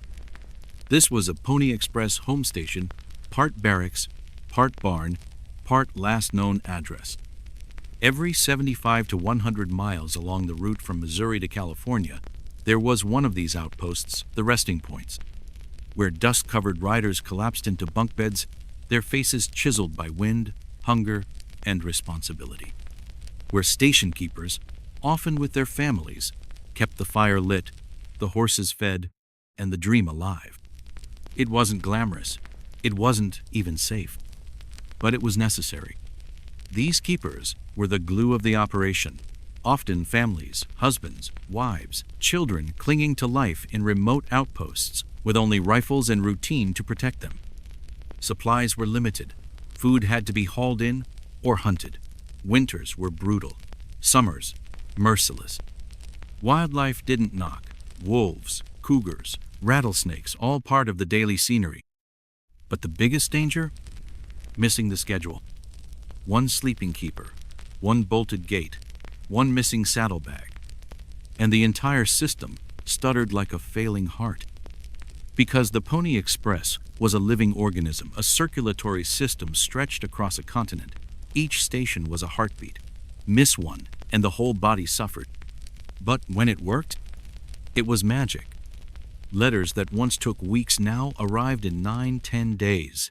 Messages leapt mountains, deserts, and snowfields carried by hooves and human defiance. From New York to San Francisco, a letter could pass through hundreds of hands, dozens of horses, and still arrive before the ink dried in Washington. But beneath the breathtaking choreography, the walls were cracking. Because speed has a cost. And not just in sweat, broken bones, or the occasional horse that dropped dead before the next ridge. The cost was financial, and it was steep.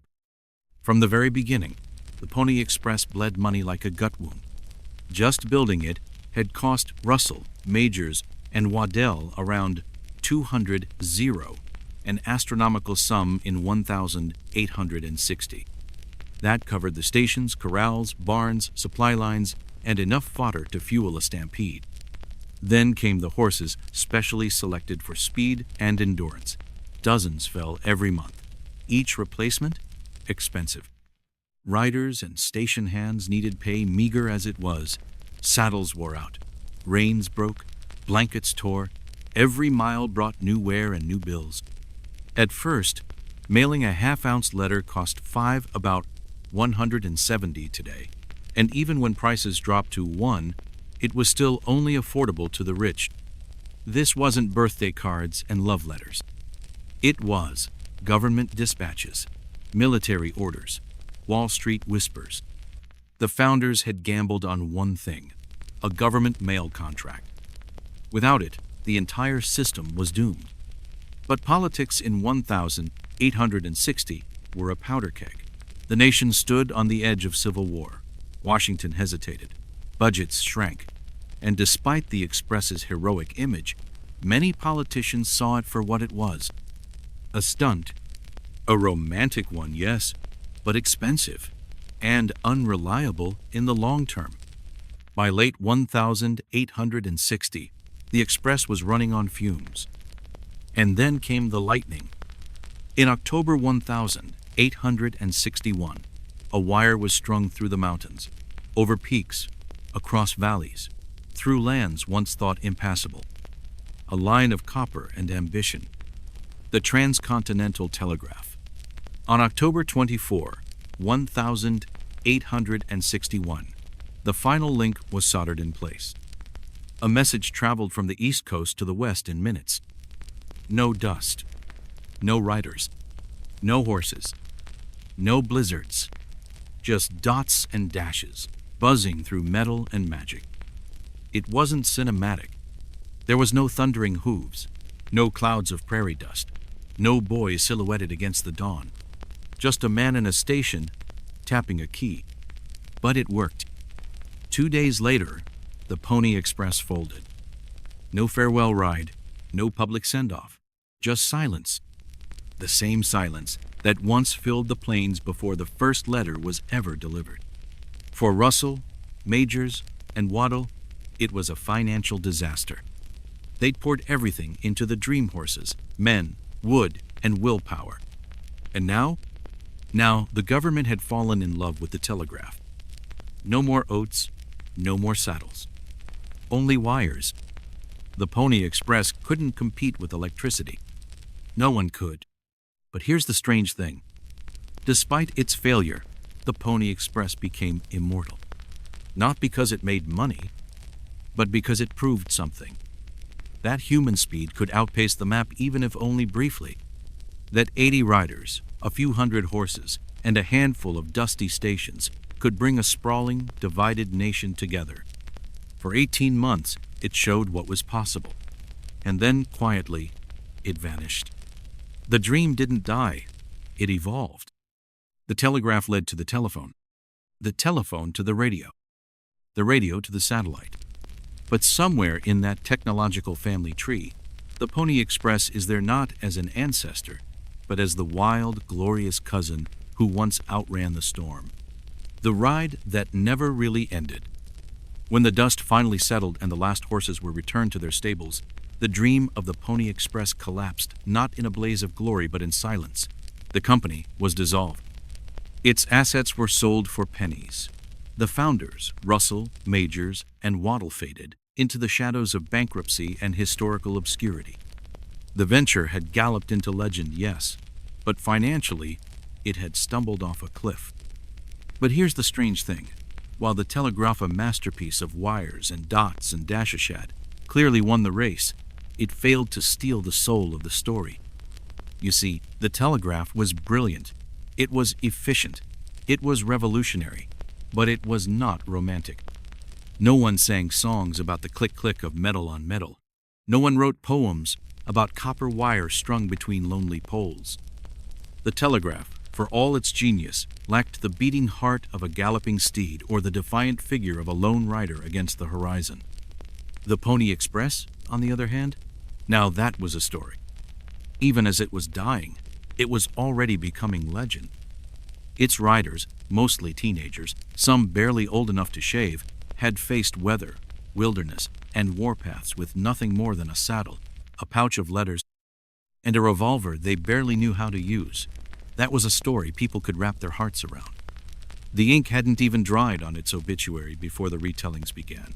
Writers, journalists, and traveling showmen leapt at the chance to immortalize the Pony Express as America's last great romantic crusade. A mail service that had lasted just 18 months became somehow timeless. And truth? Well, truth got tossed aside like a tired horse. Stories stretched like chewing tobacco. Riders were now leaping canyons with a single bound. They were dodging volleys of arrows, surviving without food or water for days, outrunning death itself while smiling for the camera that hadn't been invented yet. Historians squinted. Readers cheered. Dime novels poured across printing presses like bullets from a six-shooter. It didn't matter that most of it was nonsense. What mattered was that it felt real, that it should have been true. No one knew how to sell a legend better than Buffalo Bill Cody. Now, whether Bill actually rode for the Pony Express is debatable. It's entirely possible his experience was more assistant stable boy than hero of the frontier. But that didn't stop him. In his traveling Wild West show, which crisscrossed the globe to packed houses, Buffalo Bill was the Pony Express. He reenacted dangerous rides, dodged imaginary bandits, and galloped across stages like thunder on hooves. Audiences in London and Paris sat spellbound as this charismatic man in a fringed jacket told tales of teenage boys who could outpace death and deliver a letter in the time it took most people to eat breakfast. He wasn't just selling entertainment, he was selling identity. American identity. By the time the 19th century drew to a close, the Pony Express wasn't remembered as a mail route. It was a national epic, a symbol of grit, of youth, of boundless courage and foolish bravery. It was manifest destiny in a saddlebag. Towns along the original trail began marking their places in history. St. Joseph, Missouri, starting linearized plaques and built statues. Sacramento, California, where it ended, did the same. The trail that once hosted dust, sweat, and broken bones became a pilgrimage route for historians, school children, and eventually tourists in air-conditioned buses. The stories told in classrooms were heroic to the point of absurdity. Riders were described like founding fathers on horseback, their feats dramatized in textbooks, their legacy shielded from the harsh reality of economics and logistics. Hollywood arrived on cue. Silent films and westerns took the myths and ran with them. In these cinematic fantasies, the Pony Express was pure Wild West magic. Clean-cut heroes with pearly smiles galloped across sun-drenched deserts to deliver critical messages that would save towns from doom. No one ever had saddle sores. No one ever froze to death in Wyoming. The truth, the cold nights, the broken horses, the unpaid wages was left behind like an old pair of boots on the trail. And yet the myth endured. It needed to. Because beneath the fantasy was something very real, something human. The idea that sheer willpower could overcome nature, distance, and chaos. That courage wasn't just a word, it was a scrawny teenager on a Mustang, facing a blizzard with a pocket full of hope and bad decisions. That mattered. Even as America wired itself up with telegraph cables, telephone lines, and eventually satellites, the image of the lone rider refused to fade. He lingered on postage stamps. He stood tall in bronze statues. He appeared in coloring books and postage commercials and Walt Disney shorts. The Pony Express didn't just represent a moment in time, it represented a transition, the end of the old world and the dawn of the new. It was America's last sprint on horseback, before the train whistle blew, before the wires hummed, before the digital age arrived with blinking cursors and Wi-Fi passwords. In that brief sliver of history's just 18 months long, a story was born that would outlast even the best technology. It's ironic, really. The Pony Express was a business failure. It hemorrhaged money, delivered expensive mail, and lost the race to a buzzing wire strung between poles. But it won something bigger. It won the imagination. It became proof that not every victory is measured in profit. Some victories are whispered around campfires, retold in children's books, and etched into stone 150 years later. The riders are long gone now, their bones scattered, their names mostly forgotten, except the few who were lucky enough to become legends. The stations are mostly gone too, crumbled by wind and time, or swallowed by suburbia. But the story? The story still rides. Every time a child reads about the daring of the Wild West, or a tourist traces the old route on a map, or a dusty statue of a rider stands tall in a town square every time that happens, the Pony Express gallops once more, not through sagebrush and snow, but through memory, through legend, through us. So, while the Telegraph won the race, the Pony Express won the myth. And in the long run, that may be the greater prize. Because in the story of Americamacy, wild, imperfect America sometimes, it's not the fastest or the richest that get remembered. Sometimes, it's just the ones who dared to ride. The final gallop. When a legend outran itself. The Pony Express may have been created to deliver letters, but what it truly carried was far more lasting. It delivered an idea, a rugged silhouette etched into American memory. In a country stitched together by ambition and stitched apart by risk, the Pony Express became a tale larger than its logistics, swift, tragic, heroic, and wildly human. It wasn't just about horseback mail delivery.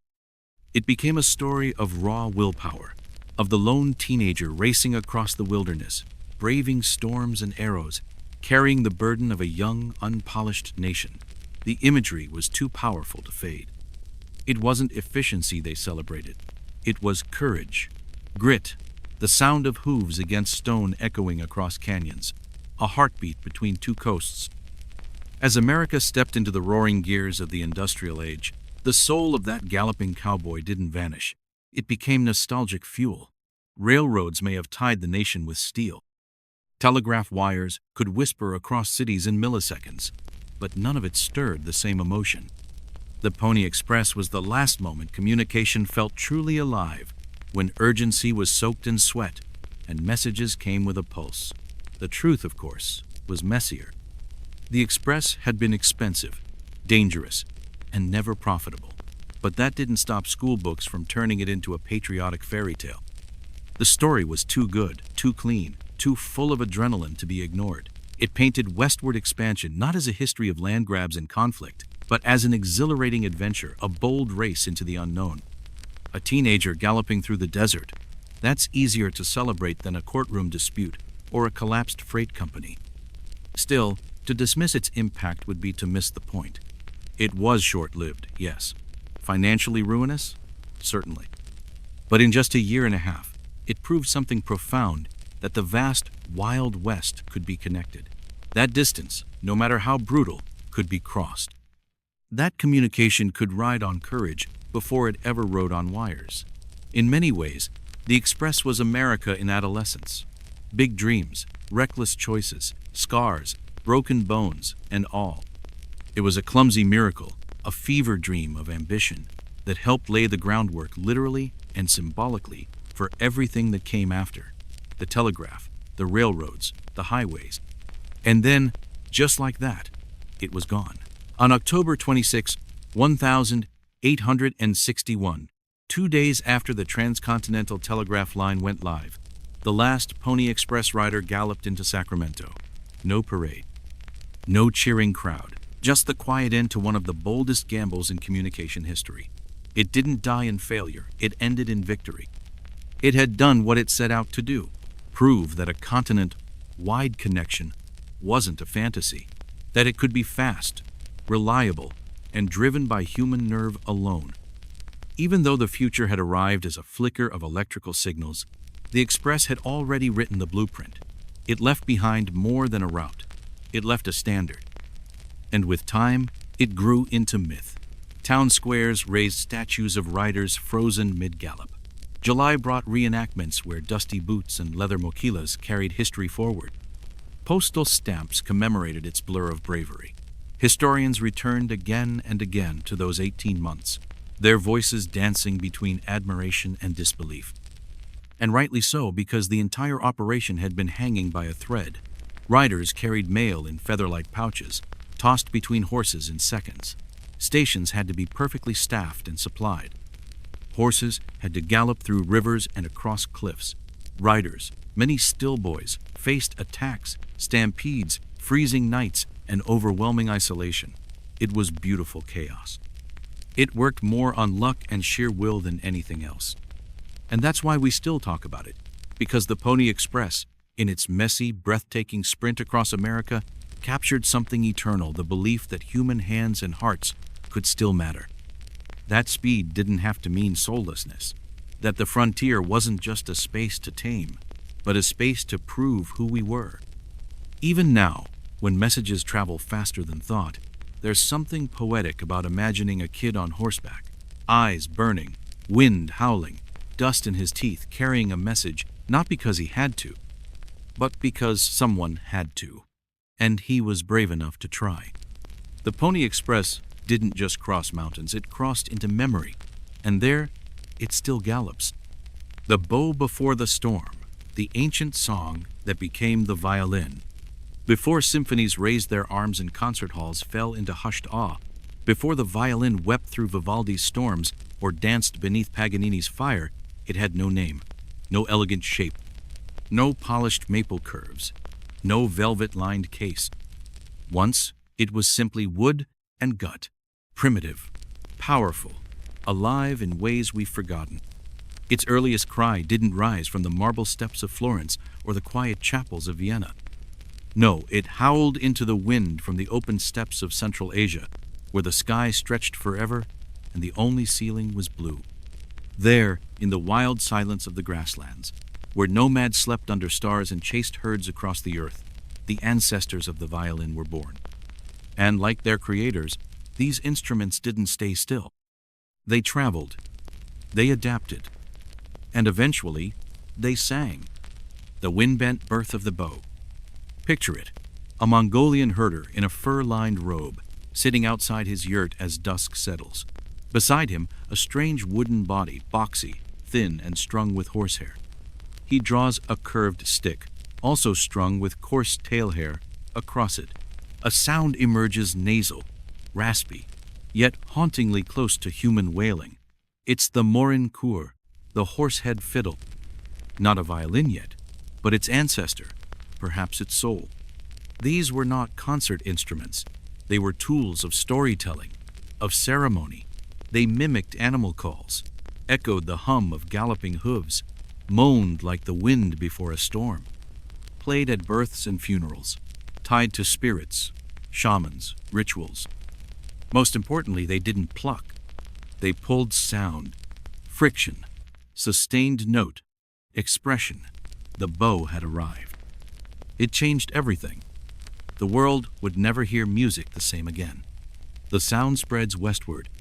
Caravans came next, merchants moving along the vast arteries of the Silk Road, carrying not just silk and spices, but ideas, sounds, shapes, instruments. The bow crossed continents.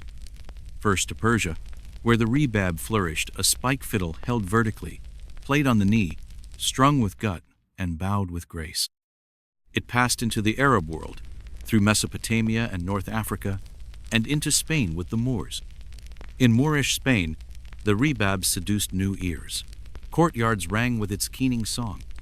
In Andalusian cities, it mixed with Roman and Jewish musical traditions, whispering possibilities to luthiers. Possibilities they weren't ready to shape yet, but would never forget. Meanwhile, farther east, the Byzantine Empire shaped its own bowed voice, the lyra, smaller, higher-pitched, and more agile. Another sibling in the growing family of bowed wonders. None of these were the violin, but each one brought it closer to reality.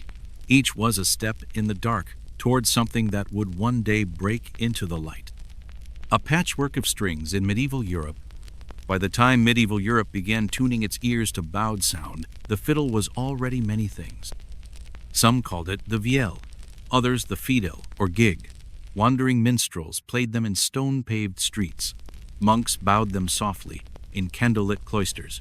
Court musicians tested them in castles. You could find them slung over backs, carried in packs, traded like secrets from one town to the next. They were not refined. They were wild, weird, wonderful. Held under the arm, against the chest, sometimes tucked under the chin. They had strange shapes, some boxy, others with round backs like boats. Their strings weren't standardized. Their tuning was whatever worked that week. Their bows looked like bent branches. But they carried the idea of the violin, the ghost of its future. They brought sound to common people. Dance tunes, drinking songs, prayers, laments. Music had once belonged to the church or the elite now. Bowed instruments gave it to everyone. It was messy. It was magic. The missing piece, a human voice in wood. And then came the desire, the craving. Europe wanted more nuance, more melody, more soul. These rough and tumble fiddles were good for taverns, not for royal courts or sacred symphonies. There was a yearning for an instrument that could whisper, cry, soar, something agile, elegant, able to match the rising complexities of Renaissance music. It wasn't about volume anymore. It was about expression. Enter the luthiers of northern Italy. Cremona, where the violin found its name. In the small Lombard towns of Brescia and Cremona, where the Alps kiss the plains and the fog never quite lifts in winter, woodworkers began to dream.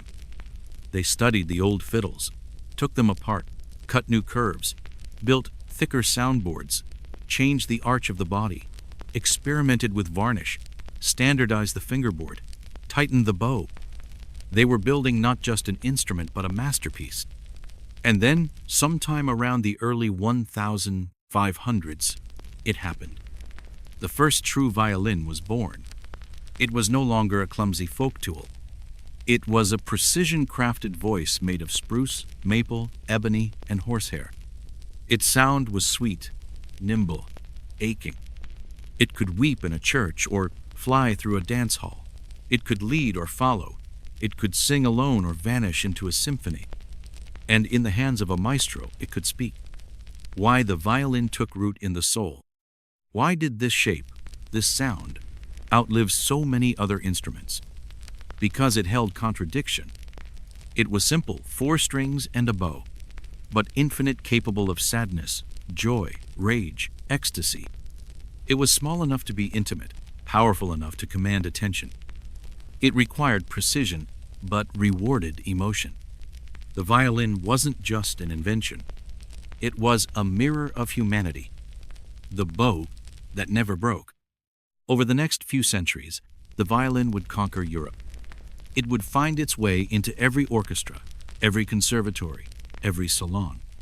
It would inspire composers to push its limits from Bach to Beethoven, from Vivaldi to Tchaikovsky. It would become the darling of Romanticism, the muse of modernism. And always, always, it would whisper of its strange ancestry, of wind-swept steppes, of nomads and shamans, of tavern songs and royal courts, of hands that reached across cultures, time, and language, all for the chance to make a string sing. The story continues. But this is just the beginning. For the violin's journey isn't over. Its next stop?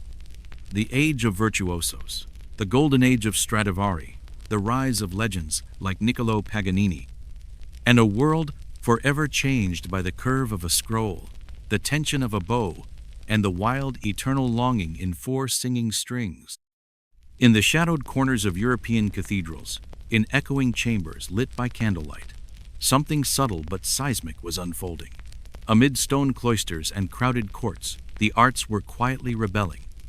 Music, long a servant to religious chant or rustic celebration, was demanding a new kind of voice. The old fiddle's rough-hewn boxes held against the chest, scraped with crude bows, were no longer enough. Their job had been simple: provide rhythm for peasants to dance or accompany the slow dirge of liturgy. But as the Renaissance bloomed, so too did expectations. Art had changed. Science had changed. Now, music would change with it. By the 1400s, bowed string instruments had crept into every corner of Western Europe. They hummed in the smoke of taverns, wailed in candlelit wedding halls, whispered through royal corridors. You could hear their nasally charm everywhere, and yet no two looked alike. Some had 5 strings, others 4. Some were wide and flat, others narrow and bulbous. It was chaos, beautiful, noisy chaos. One favorite of the age was the lira da braccio, beloved in Italy for its broad frame and wide flat bridge. It could sing multiple strings at once, harmonizing perfectly with the poetic spirit of Renaissance thinkers who wanted their verses wrapped in sound. But no matter how lovingly these instruments were embraced, there remained a problem. They weren't enough. Their voices lacked power. Their tuning slipped like butter off a knife. Their shape made speed and flair nearly impossible. Composers, now bursting with new ideas and a hunger for drama, started pushing back. They didn't want background noise. They wanted an instrument that could soar, cry, command a room. Something not just functional, but soulful. Meanwhile, in quiet workshops scattered across Italy and southern Germany, master craftsmen were experimenting like alchemists. These weren't just carpenters.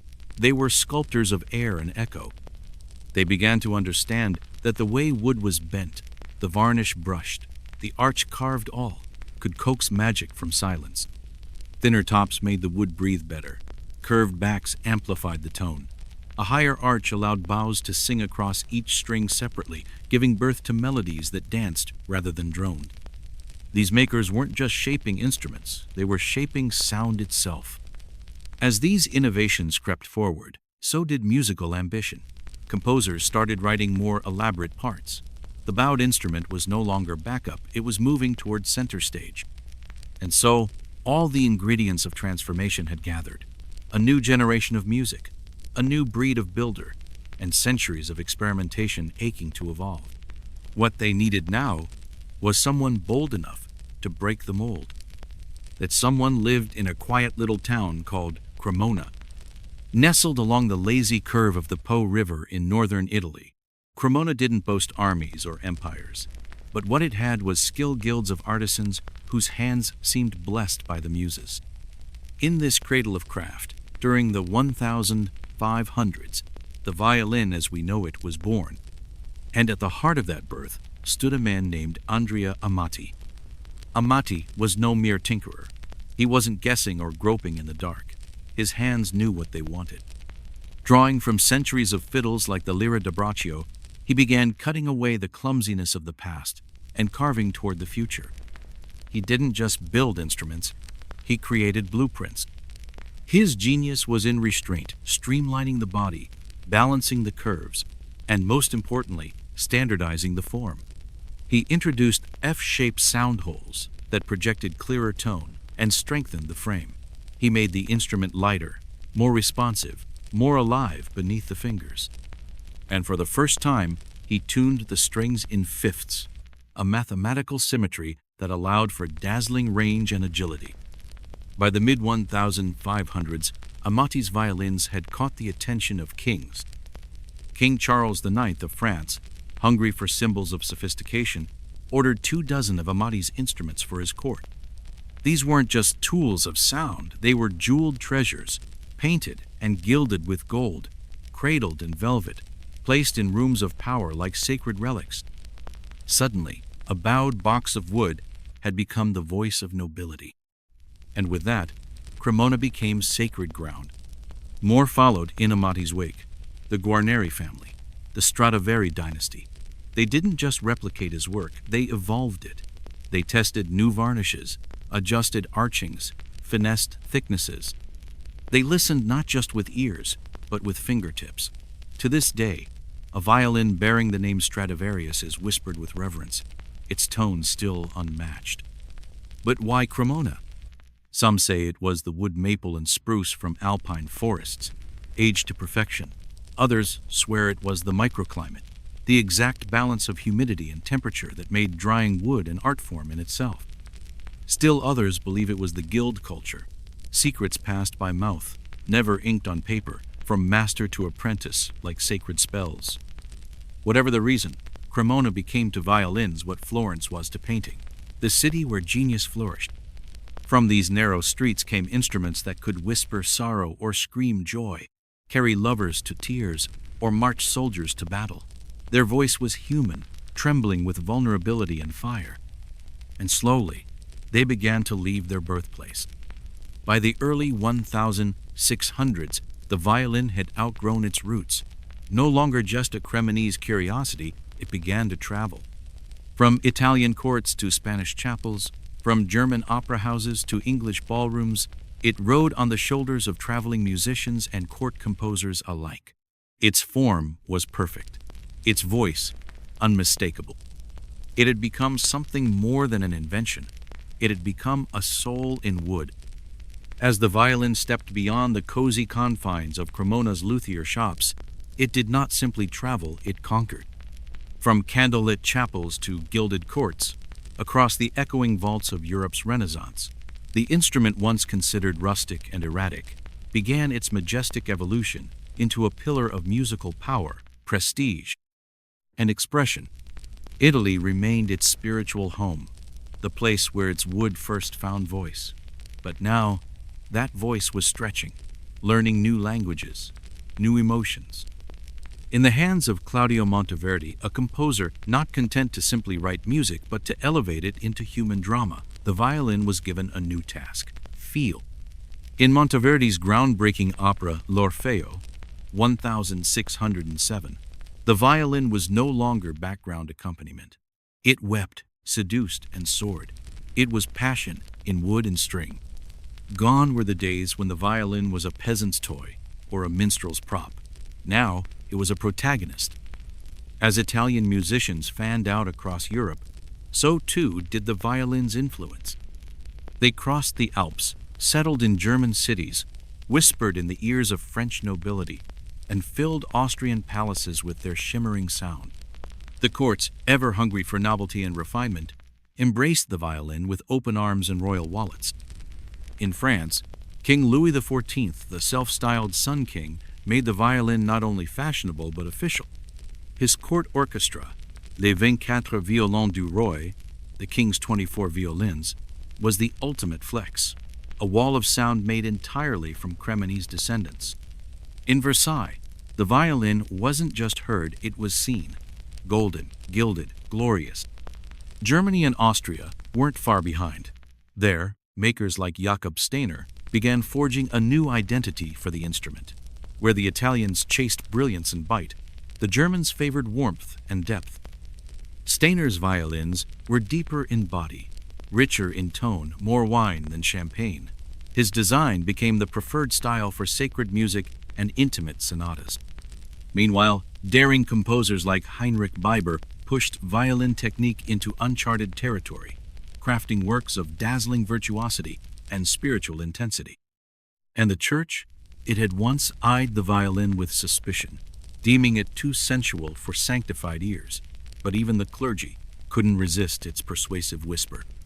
Soon, violins were echoing through the nave, dancing around choirs, giving wings to sacred oratorios. No longer a threat to holiness, the violin had become its ally, a ladder from earth to heaven.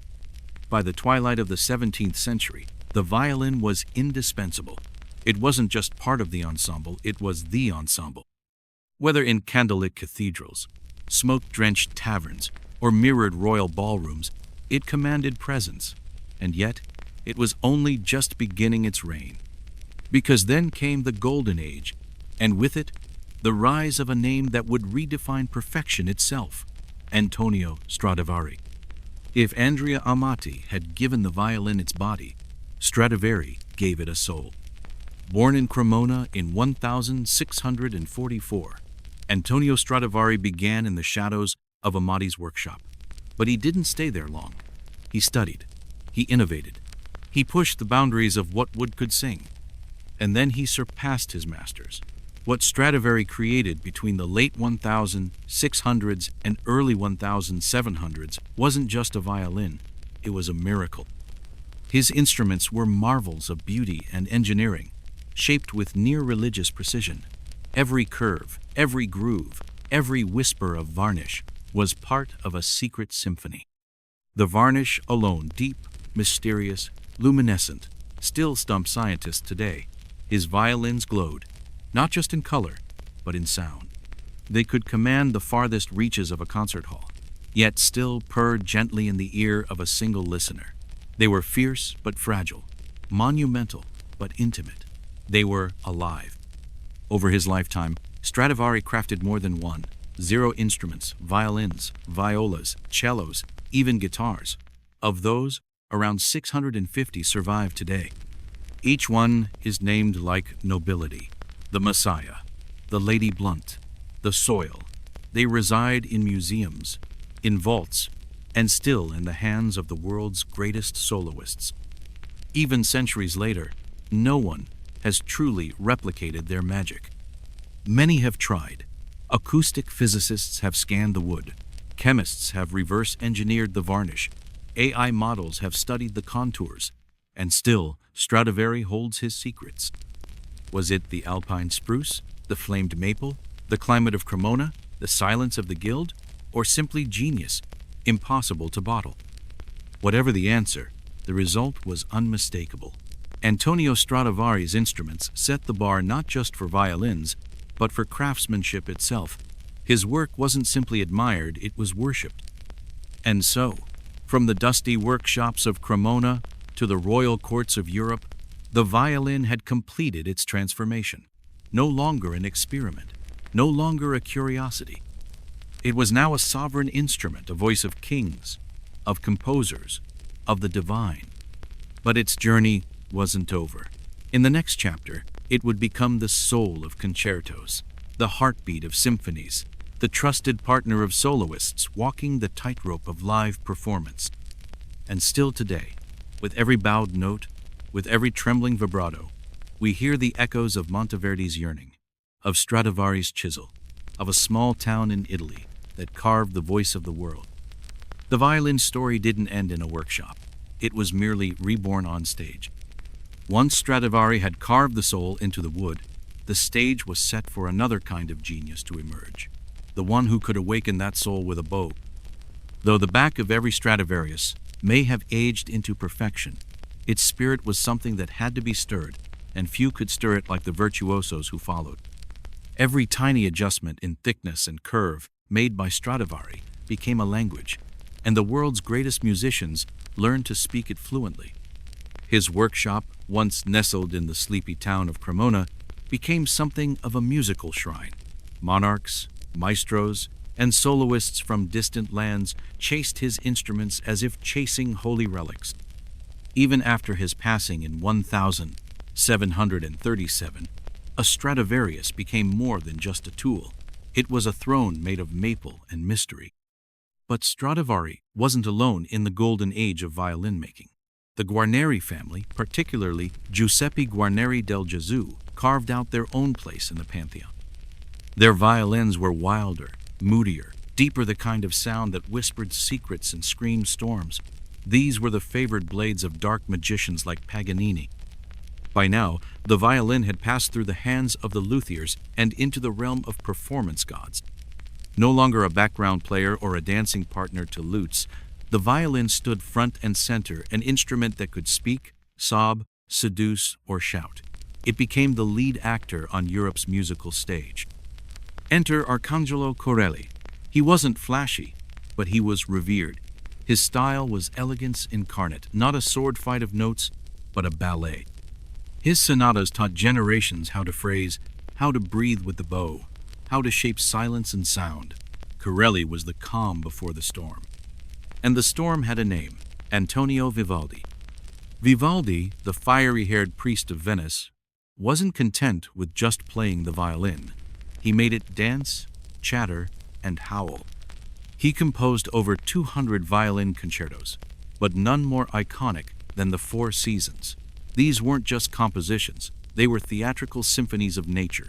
Springtime birds sang through his strings. Summer thundered with menace, autumn waltzed, and winter bit.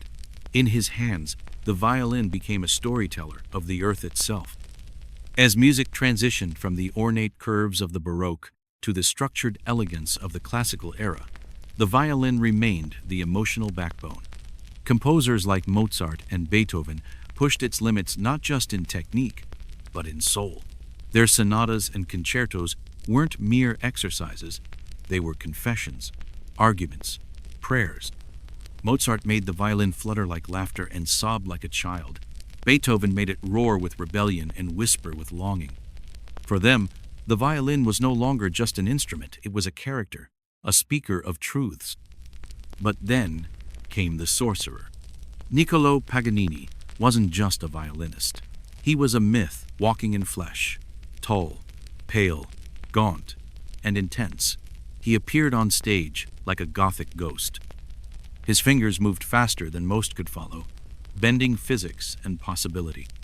He could play entire pieces left-handed, make one string sound like four, pull harmonics from thin air, and pluck while bowing, often all at once. People whispered that he had sold his soul to the devil in exchange for his gifts. And watching him play, you almost believed it.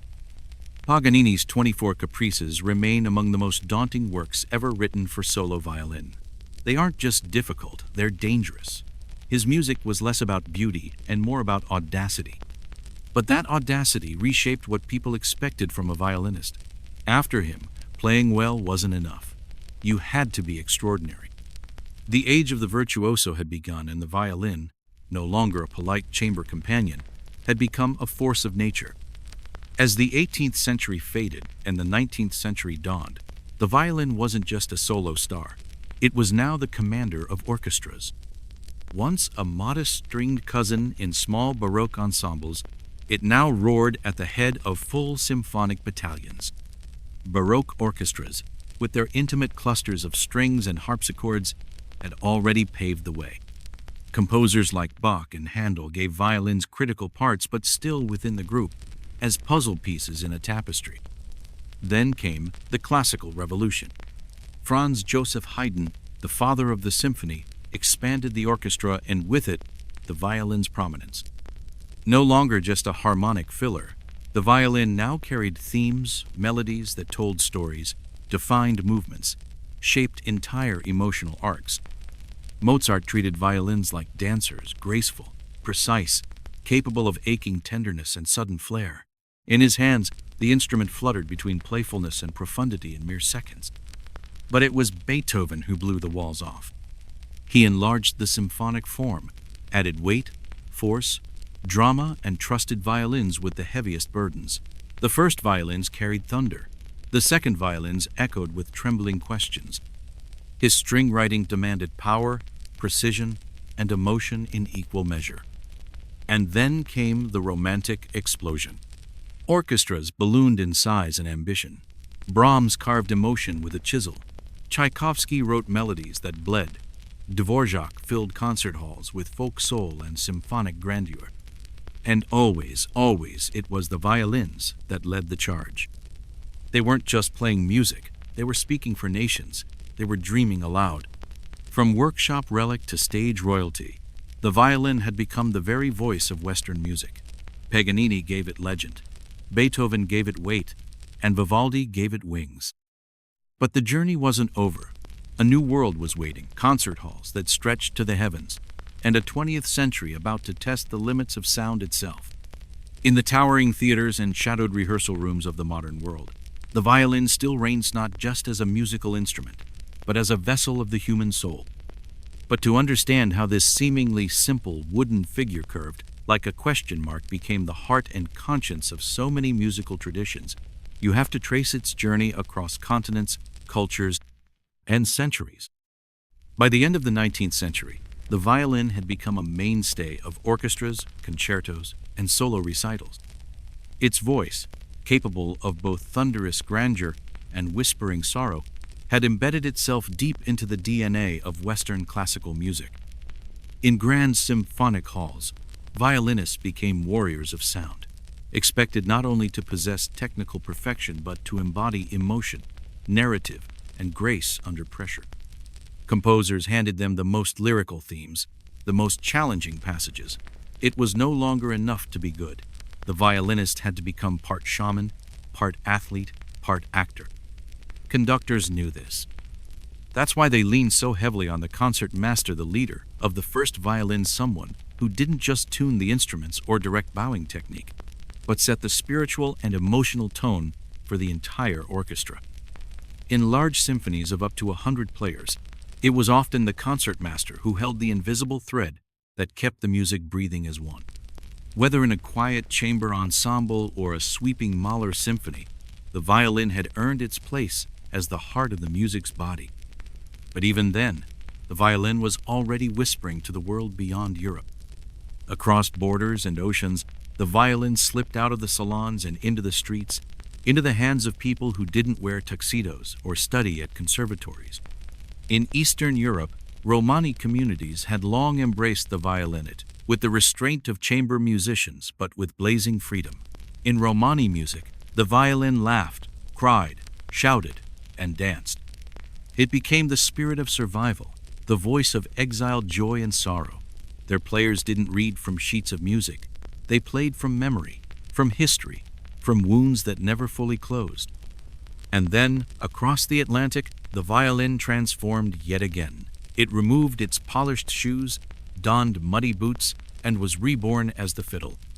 In the mountain ranges of Appalachia and the dust-blown dances of the American South, the fiddle became a communal heartbeat. It led barn dances, scored weddings, and told tales passed down over generations. It didn't need formality. It needed rhythm, energy, and grit. Bowing patterns became syncopated and sharp, improvisation was embraced, and the instrument began telling stories that classical music had never imagined. And still, the violin wasn't done transforming. In India, it took on a completely new identity. Lowered to the floor, with the scroll touching the performer's ankle, the violin became a sacred extension of the body in Carnatic and Hindustani classical music. Played seated, it didn't project, it prayed. Its voice, bent with microtones, sang in ragas and echoed the rhythmic intricacies of Indian tala.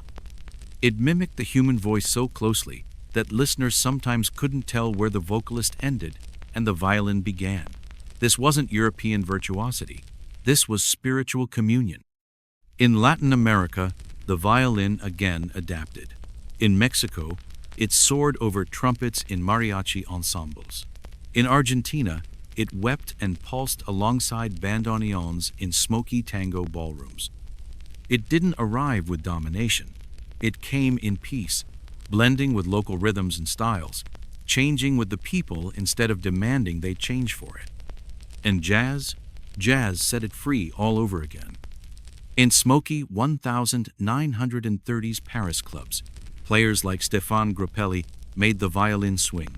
No longer just elegant or tragic, the instrument turned playful, mischievous, daring. It leaned into syncopation, backphrasing, and improvisation with wild delight. It could trade solos with saxophones or dance around the rhythm section. Later, Jean-Luc Ponty fused the violin with electric jazz, while Regina Carter reimagined it through soul, funk, and African rhythms. The violin no longer needed a podium. It thrived on the pulse of spontaneity.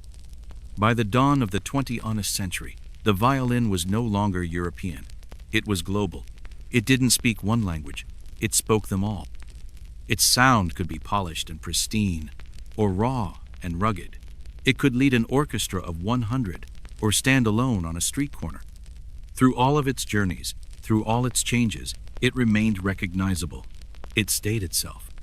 And in our era time defined by technology, speed, and endless reinvention, the violin still holds a throne. It thrives in grand concert halls, where rising stars play centuries-old concertos with fresh fire and flawless technique. Children who barely speak complete sentences can be seen drawing out sweet, sorrowful tones from an instrument older than their great-grandparents. Global competitions like the Queen Elizabeth or Menuhin still catapult prodigies into international fame. Classical music is alive, and the violin still sits at its center. But something else is happening too, something seismic. More and more, today's violinists are breaking rules. They are turning tradition into a canvas for experimentation. Contemporary composers are throwing away the old maps. They write for violins that scratch, tap, shriek, and hiss. Loop pedals replace orchestras. Electronics twist the violin's sound into something mechanical, alien, ghostly. Bow hairs are stretched in reverse. Players use their instruments like percussion, like synthesizers, like wind machines. The violin isn't just singing anymore. It's whispering secrets. It's screaming. It's sighing. it's questioning the very idea of music. Boundary-pushing artists like Patricia Kopachinskaja leap barefoot onto stages, throwing their whole bodies into every note. Curtis Stewart bridges classical precision with hip-hop cadence. Hilary Hahn, the emblem of clarity and control, still challenges audiences with deeply emotional performances that make the old repertoire feel brand new. And then there's Lindsay Sterling. With an electric violin in hand, choreography under her feet, and video storytelling around her, she blends pop, electronic, and classical into a digital performance art seen by millions. To the purist, it's a detour. To a new generation, it's the gateway. Her music videos reach places no symphony could. YouTube comment sections, social media feeds, virtual stages. The violin has gone viral. And education? That's changed too. Once locked behind the doors of elite music schools, knowledge is now a click away. A teenager in Nairobi can study with a professor from Juilliard through an online masterclass. A farmer's daughter in Lima can learn vibrato from a Korean virtuoso through YouTube.